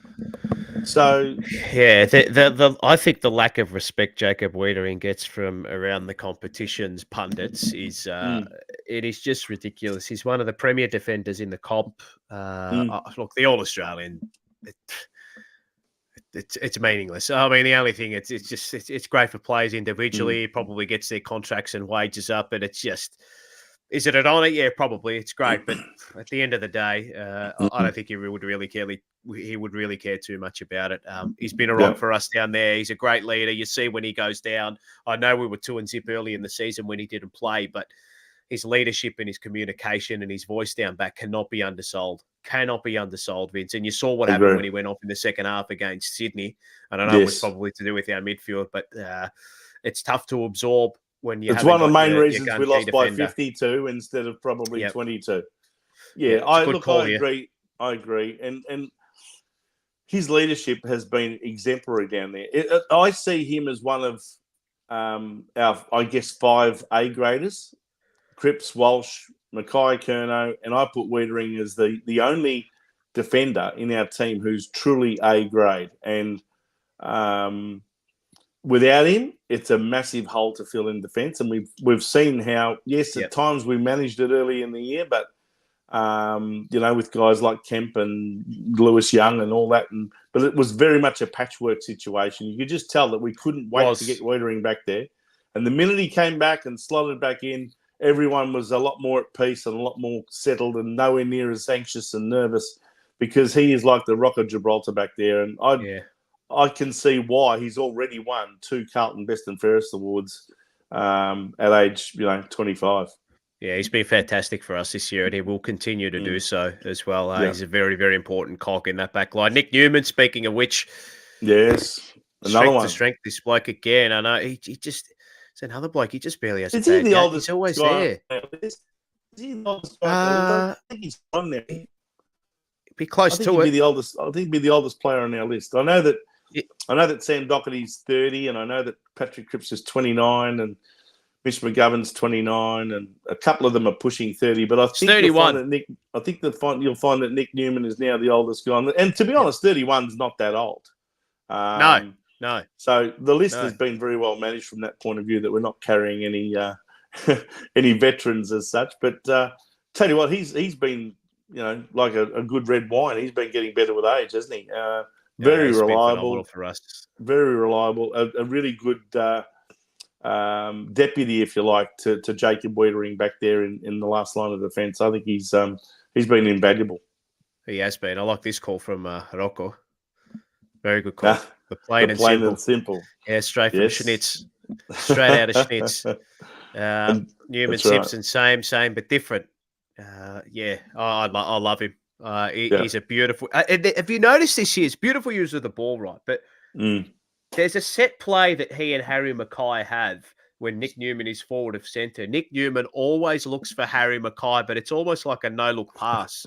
Is this an Ange Triss to Anthony Pettifini situation? They've clearly worked on this at training, where Harry Mackay knows exactly where Nick Newman is going to kick the ball, and Nick Newman out the right side of his eyes has a quick look, knows Harry's going to be in the spot where he's going to plant the ball, and he plants it to him there very, very well. He plants it there to him, it's almost a 9 times out of 10 scenario. So, opposition. But he doesn't do it in a very noticeable way. It doesn't look like a planned thing, does it? No, it's very... what's the word? Inconspicuous. Yeah, it is. Yeah, it really is. It's very sneaky. It's very sneaky, and you can't stop it. It's almost it's coming, but you can't stop it. Well, Ange and Curdy used to do it all the time, didn't they? Really, they did. They really did. They really did. But look, I think that's great. I think it's good that players have that sort of almost telepathic connection between each other at times on the football field. But Newman's been terrific in the way he's delivered the ball. Who would have thought?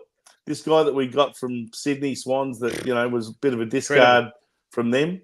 And we'll get to George Hewitt shortly. But both of those players from the Sydney Swans that we got have been very, very serviceable players. And, the longer they've been with us, the better they've become. Same with the 2 from Fremantle, Chera and Akers. We've had some good players from other sides. Very interesting. Very, very interesting. Jackson Binns is another interesting player.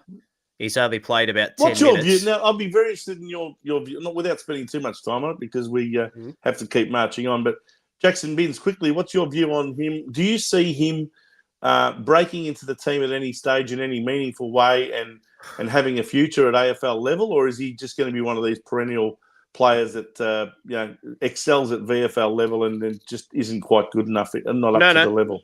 He'll have his turn. He'll definitely have his turn. Question Okay. is whether or not he's good enough when he does get his turn. We don't know because he hasn't really been given a crack. And his figures would suggest that he's deserved at least a couple of games by now. But is selection integrity something questionable at Carlton? Like a lot of people have said, for example, Fantasia does nothing, still gets a game next week. Jackson Binns gets 35, 40 possessions, can't seem to get a look in. You don't subscribe to that? Nah, it's bullshit. Okay. It's bullshit. Selection integrity would be selecting Jackson Binns off what he's done in VFL.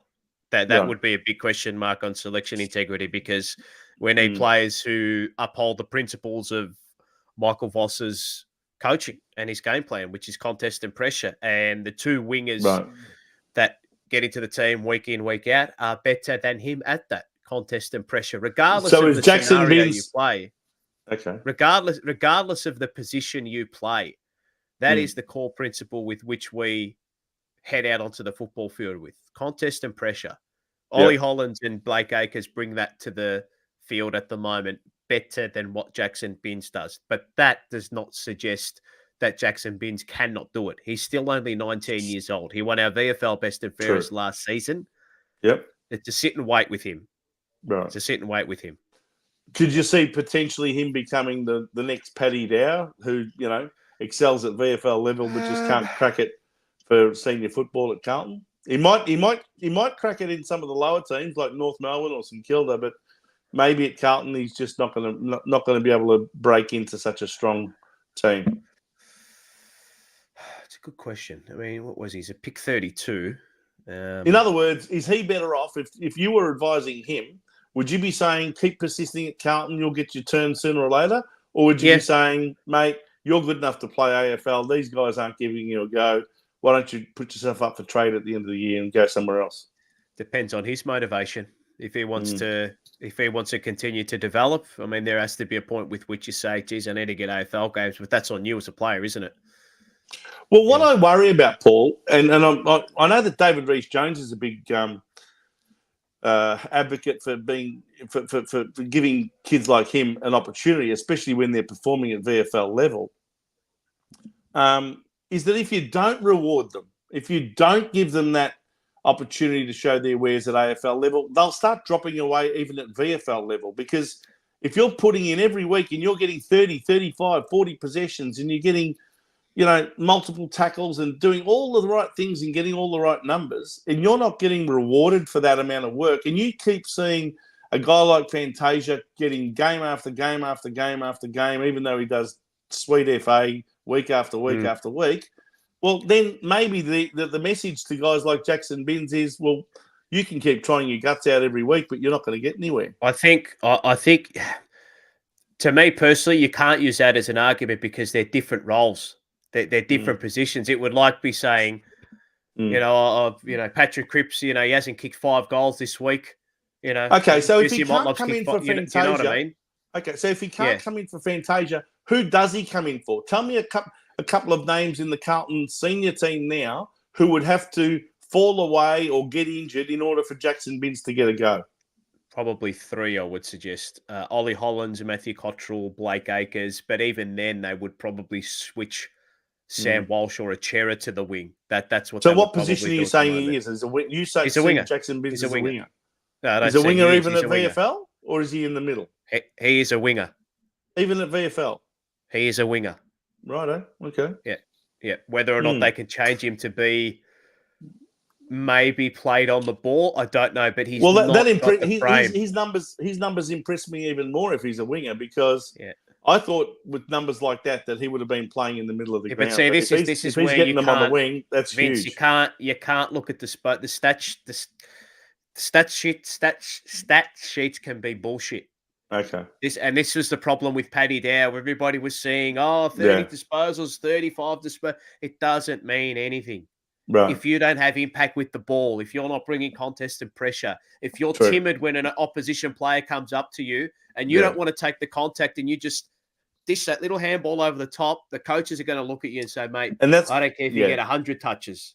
We I don't hear want that you. in the team. I hear you. And that's probably where guys like Paddy Dow and Lockie O'Brien just didn't do it for Correct. Voss, did they? They just didn't have what it took from a contested ball point of view to convince him that they deserve to be in the side. Not even the contested, because not even the contested ball point of view. That in a game of AFL, there are going to be moments where you've got to go. Someone's going to come at you. You're not always going to be running free out on the wing. There's going to be moments where a guy's going to be up your ginger all day. Have you got the chutzpah? Have you got the balls to be able to push him off you? Have you got the strength, the capacity to be able to push off him? You know, he doesn't quite have that yet. He can develop that. Yeah. Right? He can develop that. And I think he will in time. I think he's going to turn into a good footballer for us. But at the moment, not yet. Not As yet you say, him. He's only 19. He's still got a kid. He's still a kid, but he needs to get a wriggle on. Yep. Mark Pitternet, the ever debate with Mark Pitternet and Tom De Koning. He's going to be fit this week, we would suspect. Does he come back into the team? That finger injury he's had, is that because of that? Remember how he had it operated on and then he still played that week after the operation? Was that potentially the reason why he's now been out for the last 2 or 3? Because really he shouldn't have played. Risk. He shouldn't have played, and they lost out, didn't they, with the risk? Yeah, so I think they took a risk there. I don't know the exact specifics of it, but he definitely did have fine range of motion, no huge pain or anything like that. Played through it.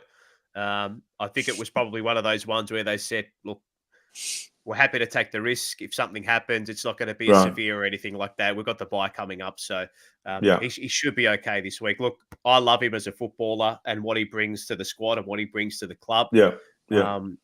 Do we go with the 2-ruck system? I think we do. Personally, I think that's what the coaches will want. We missed him in patches last week, I thought, against Essendon. People like this you need to have around your club. They're standard setters. They're good for culture. Might not be the most talented player, but by golly, he's had a career this year. No doubt about that. No doubt about that. Okay, yep. Well, as I said, I think there's going to be games where he will come in and be a support to De Koning, and there are also going to be games where he takes the number 1 ruck responsibility up against a certain type of ruckman. It could be someone like, for example, a Sean Darcy who plays for Fremantle, that big, solid type that you probably need someone with Pitnet's body to go up against. Whereas De Koning's more of a mobile, lanky type of left-footed ruckman. Horses for courses, Vince. Horses for courses. Yeah.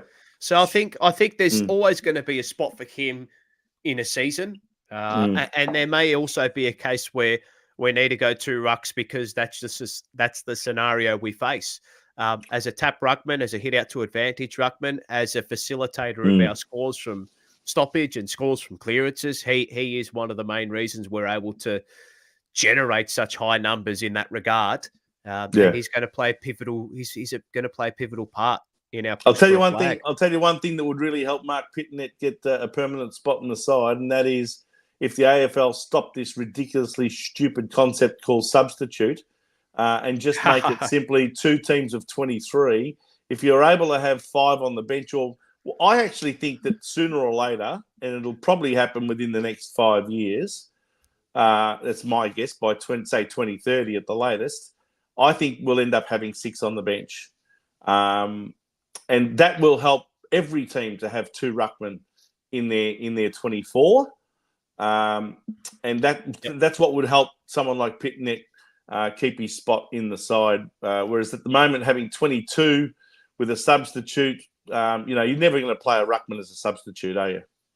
Yeah. The only time you'd be playing a ruckman as a substitute is if the one you're playing in the first 22 is really, really suspect with some sort of injury that you're going to go and risk him with that injury. And if by chance he gets injured during the game, you take him off and put the other ruckman in. But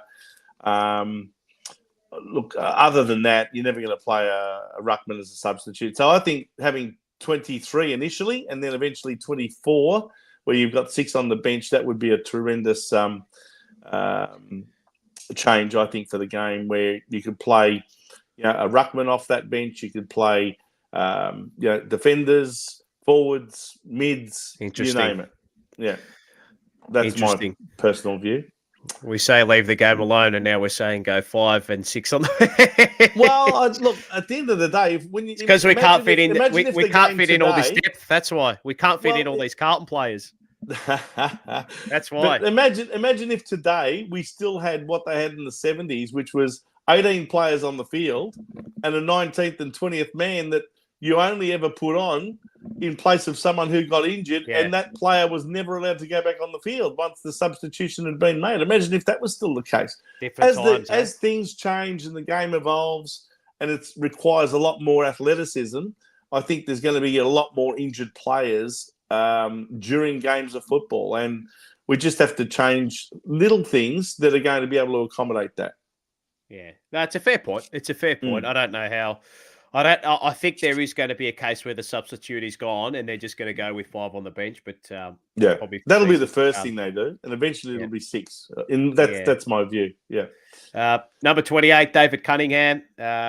He's had a difficult year. This man again, injury, the calf just quashing any chance he had of getting consistency with regards to form at AFL level. He came into the Collingwood game, and did an okay job, but came straight out and then did his calf. So, I don't know where his. If David Cunningham can't play at least 6 out of the last 10 games and play them really well, a bit like Lockie Fogarty did last year, if he doesn't have some impact like that and play at least half a dozen games, I think his career at Carlton has got a massive question mark about it at the end of this season. Yeah, I think so. He was signed, I think, to a 1-year deal, and I think most of us were happy to take that on board. But I do worry for him. I do worry for him. He's just, and don't get me wrong, blows. Don't get me wrong. When fully fit, we've seen him play some terrific games of football. We have.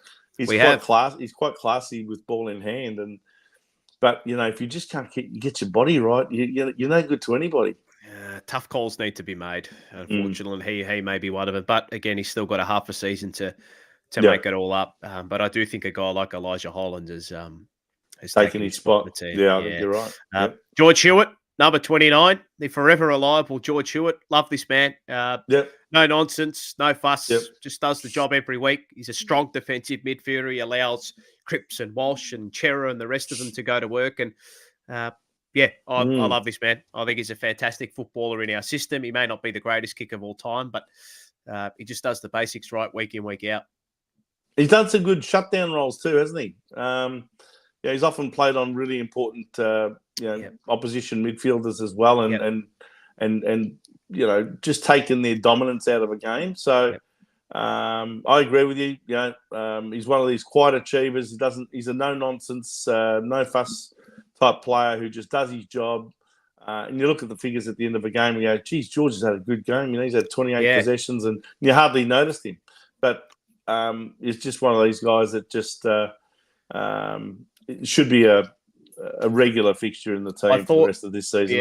I thought he was our best midfielder. Pardon me. I thought he was our best midfielder on the park last week. Really liked his game. And this is one thing that you cannot underestimate players in a team like him who allow and facilitate the, in inverted commas, what we call the stars, to go and do their thing. So all champion teams have players like of the ilk of George Hewitt. Not flashy, Matthew Kennedy, George Hewitt. They're all of those types. A player like George Hewitt allows Sam Walsh to be who he is, allows Patrick Cripps to be who he is. Can he get exposed for speed? Yeah, sometimes. But that's on him to be smart enough to position himself at a stoppage at a contest to not allow his opponent to get a run at the ball and a run and carry with the ball. So, look, it is an important cog to our midfield. When we miss him defensively, we look vulnerable on the ball. And I think, again, he's a pivotal part to the way in which we operate as a midfield. I've loved this season. Onwards and upwards for him. I think he's one of my favourite footballers at the club. Yeah, my word. Big second half of the season coming up for him. He's an important part in our push for flags. Another bloke who's an important part in our push for a flag. I mean, number 30, Charlie Curnow. There's a lot said about him this year. He's an excitement machine, isn't he, Charlie? That people saying that he needs to do more, he needs to tackle more. bloke's leading the Coleman, equal first in the Coleman. He's a match winner. Nobody can do what he did from 55 out against Essendon when he picks up the ball and in one fell swoop, without even looking at the goal, bangs it home. He's just a freak. He's an absolute freak. I'm glad and we've he's got often him. good for an assist too. Like I think it was his. Is kick. he ever? Was it his kick that went to Owies there last week? And I think Owies took the mark in the pocket. I think it was. How Charlie's many players kick. can do that? It was pinpoint accuracy at its best. I mean, yeah. Look, I'm a great admirer of Charlie's ability to get up the ground and have an impact as well. And I've really enjoyed seeing our coaching staff take a few suggestions like that on board and actually implement them. A lot of people were saying that Charlie was sort of at times when he was quiet, he was just left it full forward and, that was it. But I think they've been smart enough to say, well, if he's not really getting into the game down there, let's move him up the field and let him get the ball up on the wing and deliver it into Harry. So I think the combinations worked well this year. They haven't dominated too many games together between the two of them, but they still look very much like a combination that belongs together. And yeah, I think Charlie's potentially. I'm just waiting for this game where he explodes. To be honest, he just looks like he could pile on 8 or 9 goals and this week. do what Joel Amadi did last night against Adelaide. Kick 9 goals. He's capable of that. He's capable of having a massive breakout game. But what has he kicked so far? 38 or something like that out of 13 games? Yep, he's kicked 38. Yep. So that's close enough to three goals a game. So if he finishes with 3 goals a game... 2.9 to be precise. Okay. Well, he'll be up close to around 70-odd goals at that rate if he keeps that sort of rate going. If he can step it up a notch in this second half of the year, he could potentially get up to around 80-85 goals. And, that would be tremendous output for someone in his position. I think we're very, very fortunate to have him. And without him in this side, we would be a lot worse off. And it would be so much more reliance on Harry that even Harry might find that the responsibility all on his shoulders would be a bit too much to bear the burden of. But it's a good call from Lana here. Doesn't need to get a bag every week because we can contribute elsewhere. That's true. And Charlie's actually contributing in other ways. As I said, he goes up the ground. He'll often save a goal or two, even dropping into the back line at times when Voss has asked him to go down there and defend for the last couple of minutes in a particular quarter. So, he is terrific at being able to read the ball in the air and take those marks, whether it be on the wing or on the half-back line. Yep. No, it's definitely a fair point with regards to Charlie. And his, I think Rat Poison here said, he's had those 3 finals failures, and this is actually a great point from Charlie. He did have ankle issues during the final. Look, every player is going to have niggles in the back end of the season, but there's one player that has not responds, but if there's one player who would have been filthy on himself last season, after that it would have been him. And I get the inkling that he is just going to this final series might be a very different story. I've got a feeling it'll be a case of redemption for him, I think, in the final series this year. Yeah, very interesting. Looking forward to seeing what he can produce in this final series. He's made for finals, that man. Yeah, he's made for finals.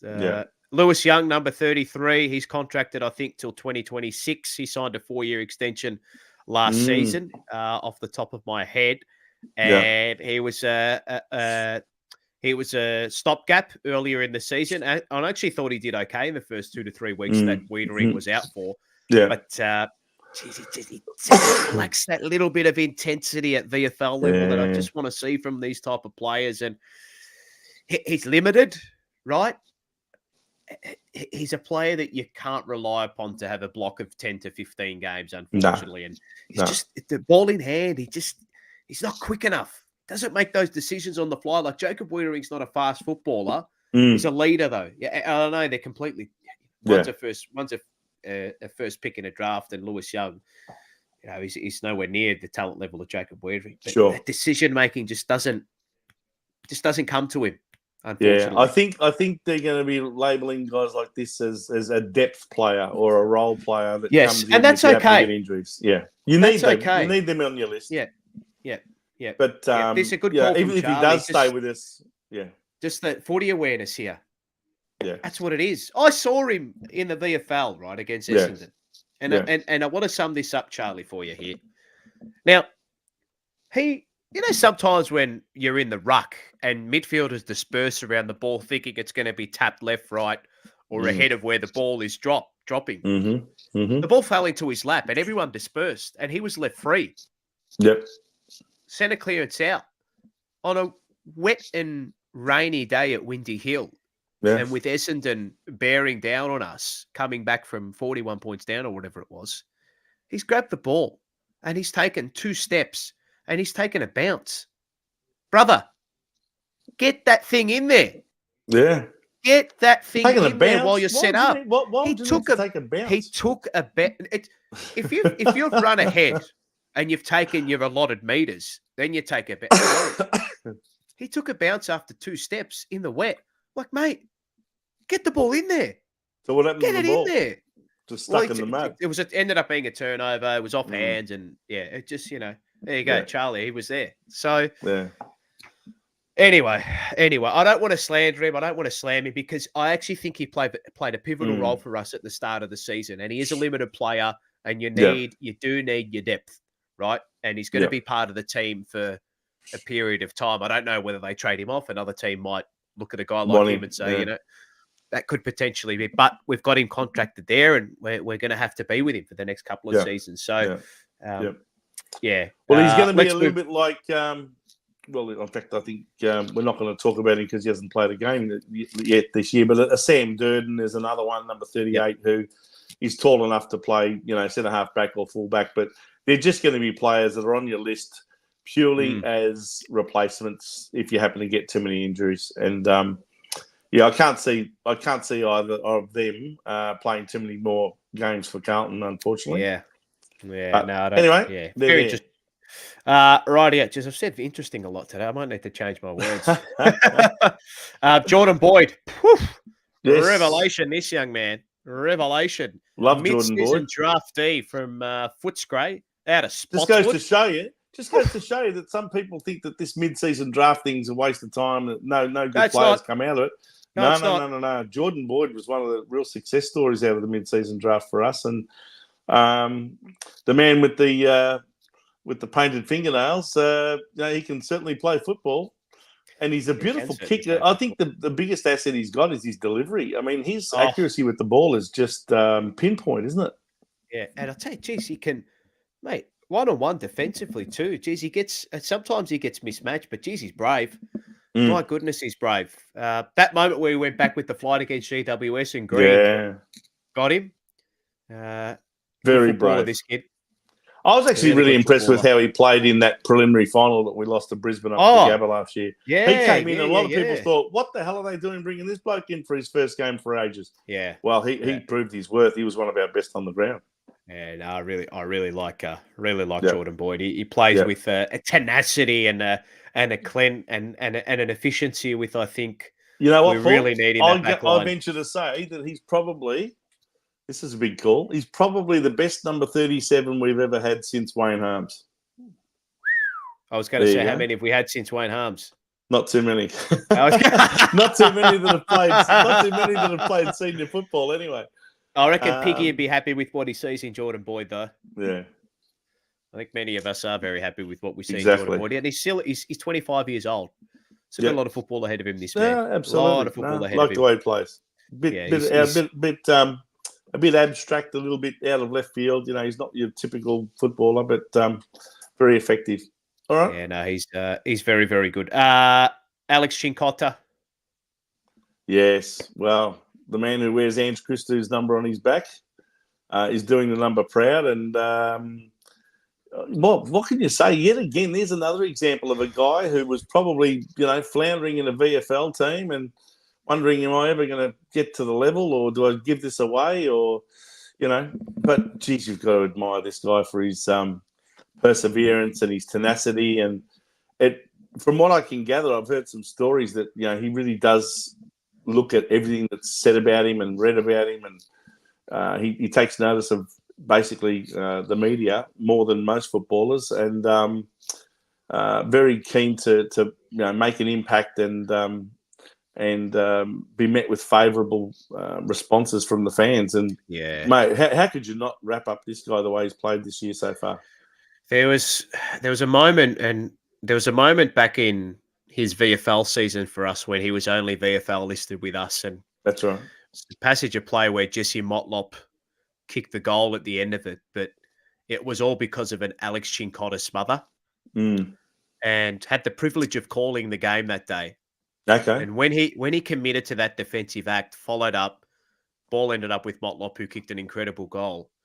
Just looked at it and thought, geez, you're committed. Geez, you could be a player for us if we decide to go down that path. Yeah, absolutely. And since then, he hasn't looked back. And, mate, he's brought the tagging role back, but he's not just tagging as well. He's kicking goals, whether or not a few of them have been fortuitous because they've landed in his lap. But he's been switched on, mate. But he's had the smarts to do it. I mean, he's positioned himself. He's positioned himself where he can get it front and centre. Yeah. Last week against Essendon, front and centre on 2 occasions where he steps it on his left foot, and fantastic opportunistic goals. And not only is he playing his role as a tagger, but he's adding dimensions to that role by kicking goals and hurting the opposition that way as well. So, that sort of a player can become invaluable in your team. To shut down the most important midfielder like Zach Merritt in the opposition and then kick 2 goals on him, that just speaks volumes for Cincotta's determination. Apparently, he's a pretty quiet sort of a guy, but he is actually becoming a bit of a cult figure at Carlton, the way he's going. Ironic that he wears the number 39 too. Someone said his best 39 since Ange Christou. I'm not sure if Dale Thomas would be too happy with that, but he's played over 100 games for Carlton, in fact. Daisy, but look, very quickly, Cincotta's building up a real fan base, and if he keeps going in the direction he's going, what is he now, 26, 27? Oh, he is 27 years old. He's not exactly a spring chicken. So at 27, he's got a mature mind, and he hasn't got that many years of football left in him like a young 20-year-old has.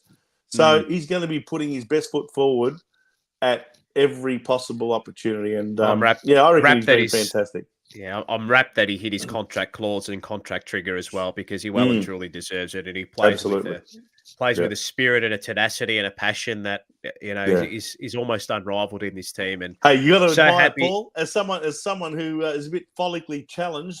You got to admire that he's decided to cut off the old hair off the top of the noggin. He's a smart man. He's a smart man, mate. I knew you'd approve. He's a smart man, mate. If it's God's will, mate, you just let it happen. That's it. I'll tell you what, I'm almost there. I'm getting there. I had a haircut during the week. I haven't got much left. Wouldn't have taken very long, I wouldn't have thought. It's a quick fee for the barber. I go there just to have a chat with him. The haircut takes about 3 minutes.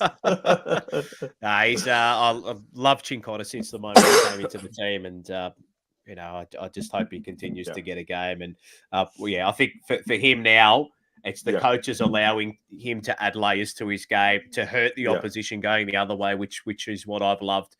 Adam Sard, wowee, what a player! Jeez, didn't we notice that when he actually went out with that hamstring injury, how much our defence had been affected by his absence there, and and when he came back, all of a sudden it just felt like, okay, we can be a bit calmer now because he's back there, and he's become an important cog in that machine down there, really vital. And I still would love to see him be a bit more daring more often, but at the same time, he's probably thinking my number one role is to defend while I'm playing on the half-back line, and that's what he does first and foremost. If he gets the opportunity to add a bit of flair, he does, but I think he could do it more often. That's about the only thing that I would encourage him to do that he's not currently doing all that often.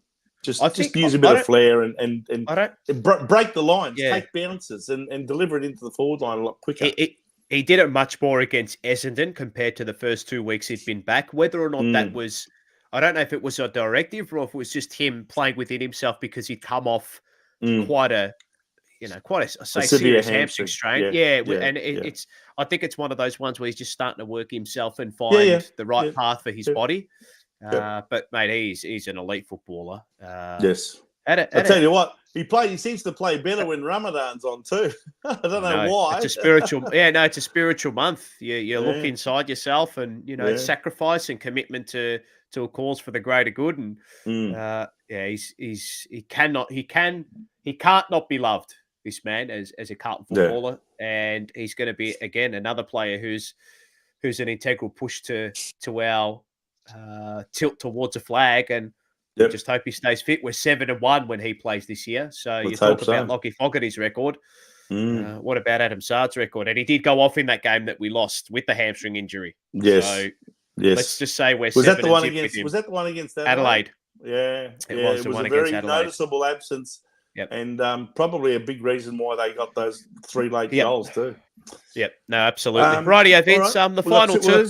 We've got 2 more to go. Yeah, we'll scurry our way through these, and then we'll get on to the Geelong v Carlton game next week. Matthew Owies, another player whose output just continues to bob up every week. He's there. He pops up with goals every week. He's our 3rd player on the goal scoring charts for season 20. How many has he scored so far this year? I believe 17 off the top of my head. It's either 17 or 18. I'll tell you exactly what it is. Because he'll have some games where he kicks 3, 2 or 3, and then he'll have a stretch where he only has, 1 goal in 3 weeks. So he can be a bit hit and miss. When he plays well, it's noticeable that he's played well. Yeah. And I think that's just a small forward role, though, Vince. Oh, it is. But I think he's more of a... He doesn't come across to me as the type of small forward that roves off a pack that runs past zippy at full type. speed. He's more of a smart, more of a leading, find the space, small full forward type, like what Lee Matthews used to be in his later years. For those who can remember Lee Matthews back about 40 years ago, he started playing full forward instead of rover, and started taking marks and kicking bags of goals as a small forward pocket type. Always is playing that type of role where often what you see is you see him take a mark and he'll go back and have the set shot and he'll kick it through. Whereas he's not having the typical small forward involvement as much as what you'd expect to get out of a Motlop or a Durden or a what's his name, Orazio Fantasia. So he's a different type of small forward. Yeah, he's on track for 30 goals this season, which I think is what we've been asking to complement Harry and Charlie in our forward line. We haven't had that 3rd stringer. We haven't had that 3rd guy that's bopped up and gone bang, bang. We know it's probably going to be Jesse Motlop, but he hasn't been on the park for long enough, and he's still young. That's right. Yeah. So 17 goals for Matt Owies this season, and people saying he's a very reliable set shot, which he is. He's always got... Yes, that's true. That's absolutely true. My good friend Michael, every time he gets a set shot, I go, it's always right to left fade. Yes. Always the right to left fade with Matt Owies. It's the draw in golf. In golf, it's it is. Draw. Yeah. Correct. Exactly. Again, but what's he been able to do? He's been able to keep himself fit. Yes. And what do I always say, Vince? Availability is their best ability. Absolutely. Yes, and, absolutely. He's had his space this season. Well, at least you can rely on him to be fit and ready to take on any opposition, whereas a lot of those other small forwards like your Jack Martins, etc., they just are constantly injured. So at least he is reliable from that point of view. Yeah. Good call from Rocco here as well. Charlie and always have a good understanding. Yeah, and we saw that for the goal against the Bombers. So final one we'll get on to from a player review point of view is Matthew Cottrell. He came out of the team with a bit of a hot spot in his foot, which has been plaguing him the last... Have you noticed any change in the way we play, or have you noticed any deficiency in the way we've been playing since he went out injured? Because they rave about his involvement in the team and how often we don't take any notice of some of the things that he does, and the gut running and backwards and forwards up the ground and all that sort of thing. Probably the game against Fremantle over in Adelaide was probably his best game from that point of view, illustrating that point. Kicked a vital goal right towards the end. But have you noticed any major change, or have we been able to essentially cover for him, even though he's gone out with that serious foot injury? I think we have been able to cover for him, no doubt about it. having said that, it's very difficult to replace the running power of a player like him, and he's another player who's a very good finisher in front of goal. And those wingers too, with their running, and he has played that high half forward role, which I really like him playing. Yeah. They stop things from happening that you would not have seen because of their positioning and their running power. And they also create things that might not have been there because they're able to hold their width and their running power forward of centre helps to create overlap and underlap. So he's an important part of our squad, no doubt about it. Will he be straight back into the team when he is fit? I would say it's a 50-50 call at the moment, Vince. I don't think he's an absolute moral to come back in. I like him as a footballer. Maybe there is a spot for him across the high half forward line, but it's going to be very tricky to get him back into that team, I would have thought. But I've liked his year so far. I think he's been solid enough. I agree, and I think he's worthy of coming back into it when he is physically ready. I dare say the nature of the injury, I should say, that the nature of the injury is such that he probably would be well advised to have one or two runs without having to be expected to turn the, to set the world on fire in the twos, purely just to get some running back into the foot and to make sure that he's not going to go straight back at the high speed of AFL level, where he's going to be putting that foot under stress. So I wouldn't be surprised if they ask him to come back and have at least one, if not a couple of games in the VFL before he gets back into the seniors. Yeah, very interesting to see where his spot is in the second half of the season, given the form we've shown since he's gone out of the team. He may just be unlucky, Vince, in the second half of the season. But we know he's good enough to play AFL level on a consistent level. All right, we're done for play ratings, mate. It's been a pleasure doing that with everybody. Thanks for everyone who's stuck around. Yes, thanks to everyone in for the your chat. involvement. Thank you very much. Your Again, opinions. like, subscribe. Keep the chats flowing through as well. Follow us on Instagram, Facebook too. The Jumper Punch is where you can find us. We'll quickly move on to this game on Friday night against Geelong. It's our home game. We've got a bit of a bill to pay from the last time we played them. Vince, they beat us by what was it? 13 points they beat us by last time? Yes, it was. Yeah, so it was a bit of a frustrating result. That was a Saturday twilight from memory. That's correct. Yeah, it was a Saturday twilight game. So this is Friday night. That's correct. Carlton home game this time. That's correct. Friday night, 7:40 p.m. Expecting a fairly big crowd.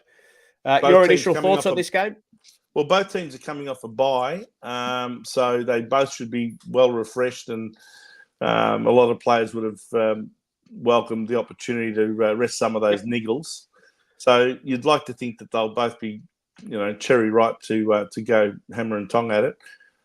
I'm still concerned about how we played Geelong, to be honest.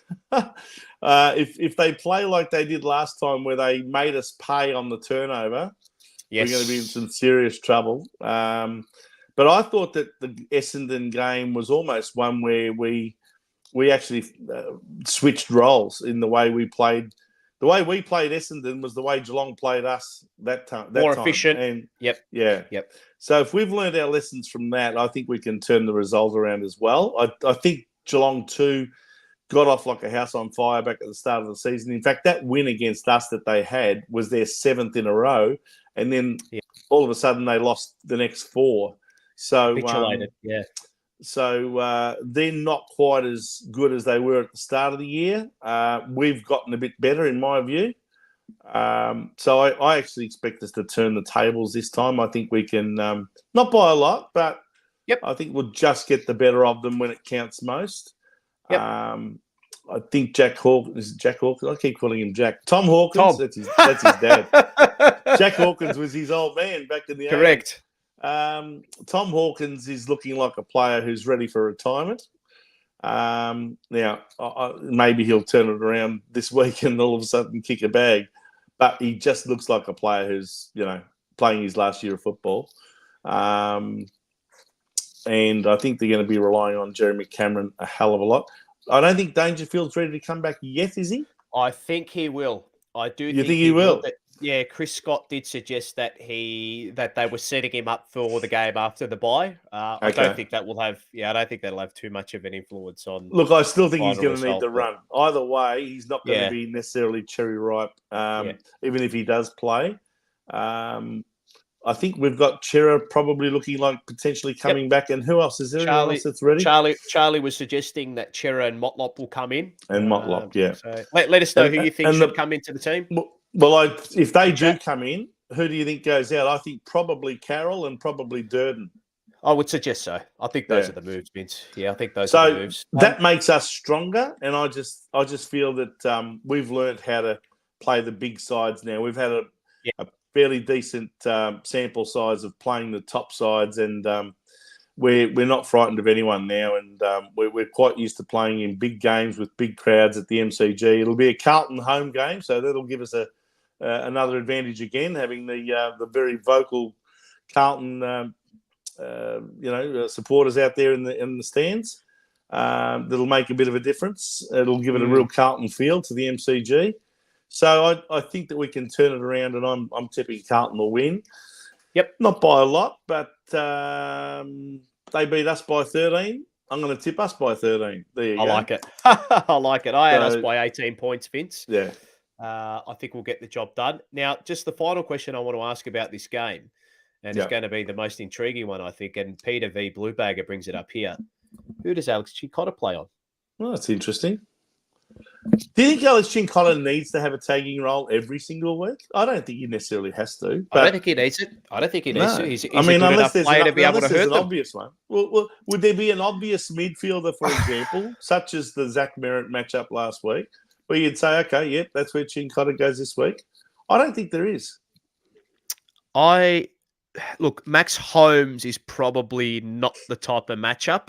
Maybe they do go that way. He's been fantastic for the Maxi Holmes this season. Well, why can't he play on Dangerfield? Could be the go. Don't know. If Dangerfield does play. Maybe. Who are their other gun midfielders that you would call guns? Well, I don't know if he's a pure midfielder, but he's definitely been good for them this year. And that's Brian Myers, who Peter B suggested. Yeah. Tanner Bruin potentially. I don't know. What about Cam Guthrie? Is Cam Guthrie ready to start putting his best foot forward? Was he the team for Sydney against Sydney last week? Don't know. Is he ready? Is he a player that really, really hurts you as well? That's what I'm trying to. I don't know. It's an interesting one, Vince. Very interesting one for us. I don't know. Rocco saying Cincotta on Holmes. Yeah. Lou's saying Cincotta on Dangerfield. See, it's interesting that Geelong now that Selwood retired, whatever it is now, 18 months ago, nearly 2 years ago, and some of their others like Dangerfield are getting on a bit now. Mitch Duncan's another one that's probably getting into the twilight years. They don't seem to have a really dominant midfield anymore. But they're just such a good team, aren't they? But they're such a good team, though. Yeah. Well, I mean, what is it that makes them such a good team? The other thing is Tom Stewart has been really struggling lately. He has. I'm not sure why. Can we take advantage of that? Well, I mean, they probably have been sitting down with him to say, "Hey, listen, something's going on here with you. You're not the player you used to be."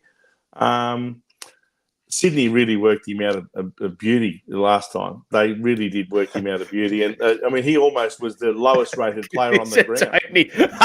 I love this from Tony. They might have to take Cincotta. That's call of the year. That is you know what, Tony? That is the comment of the year so far. We're using that on Tuesday. That is fantastic. Yeah, that's terrific. That's made me chuckle. That's actually made my night. That's a great call. Yeah. Well, that'll be a big. I'm going to steal that on a tweet, Tony. Actually, I'm going to steal that on a tweet. That'll be a turn up, wouldn't it, to see Cincotta being tagged by one of the Geelong taggers? Yeah, that's interesting. Look, obviously, Jeremy Cameron's going to be a key player for them. Yes, they'll be looking for Hawkins as well to kick goals, but I just wonder whether the Geelong side's been worked out a bit now and they're starting to look a bit long in the tooth. And, if they don't succeed this year, I can see Chris Scott having a bit of a clean out at the end of this year with them. Yeah, I think they're in regeneration mode as well, and they know that too. Doesn't mean that they can't make the 8 or have an influence in the back end of the year, but I do think we'll get the job done. Stengel's another one that's got to be watched. Dangerous. He's another one that can be dangerous in front of goal. Yeah, I think Sardi will go to him. I think that's the obvious matchup there. I think Sardi will go to Stengel. So very intriguing to see how it all plays out. Yeah. We done and I dusted? think we've gone that long tonight, Paul, that we'll give the Vince's verdict the miss this week, and we'll just have our prediction. So you think Carlton by 18? I've said Carlton by 13. Joe said Carlton by 30. I think 30? You said Joe Lutzer. Yeah. And David Rees-Jones has gone Carlton by only 5 points. We've all gone for the Blues, but anywhere from 1 to 5 goals amongst all of us. So let us know what you think. Does anyone think that Carlton can win by more than 5 goals? Tell you what, it'd be a real statement if we could beat Geelong by more than 5. I think that'd be really making a statement.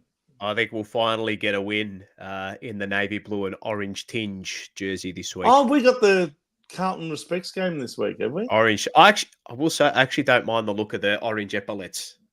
Don't mind it. The orange epaulets look okay. I'll tell you one thing, and I think I mentioned it last night at the Jumper Punch live stage show. We have never, ever won a Carlton Respects game. But this year, we have busted a lot of so-called hoodoos. One of them was never winning a game at the Adelaide Oval. Well, we broke that when we beat Fremantle. And then people said, but hang on, you haven't beaten one of the South Australian teams on the Adelaide Oval. So then we went and beat Port Adelaide. Did that. So this will be another one that we can be mythbusters on. I think we will. And beat Geelong at a Carlton Respects game where we're wearing the orange socks. I think we will, Vince, and I think we'll leave it at that. I don't like the orange socks too much. I don't think it's a good look. Nor does the win-loss record, just quietly. I'll tell you one team we'll never be playing a Carlton Respects game against, GWS. Because both sides will have orange socks. Some would suggest we were the GWS reserves at one point, but that was in darker days. Darker days. It was a long time ago now. Thanks, everybody, for tuning in tonight to Blue Sunday. It'll be back to normal operating procedure next week with David Rees-Jones, Joe Lutzer, and Vince to bring you. I'll be at work next Sunday. So, and can I say, Paul, thank you so much yet again for stepping up when we needed you most and coming on and not only hosting the show, but having such a fantastic involvement in what we did tonight, a half-season review. And we hope all of our listeners enjoyed that. And don't forget to listen to the great man on SEN 11:16 a.m. or 1593 if the SEN track for those of you who love your horse racing or greyhound racing. The great man will be heard. In fact, you should be heard a lot more than what you are, in my opinion. You should be calling football matches and horse races and all sorts of things. I will be. One day, the next Matt Hill. The next Matt Hill. That's what I'm predicting. Don't forget Trot's Life on a Thursday morning as well on SEN track. There might be some familiar voices on there too. That's right. Yeah, Paul and I do a harness racing show every Thursday at 11 o'clock on SEN track, 1593 AM on the AM dial. So those of you who love your harness racing, we get into it a bit, don't we? All around the country. Always. So always. And normally we find a winner or two. So anyway, that's a bit of fun. All righty, crew. Enjoy the night. Like, subscribe, follow us on Instagram and Facebook as well. We'll be back next week. Jumper Punch on Tuesday night. We've got our mid-season review. Don't want to miss it as well. Good night, guys. Terrific, mate. Well done.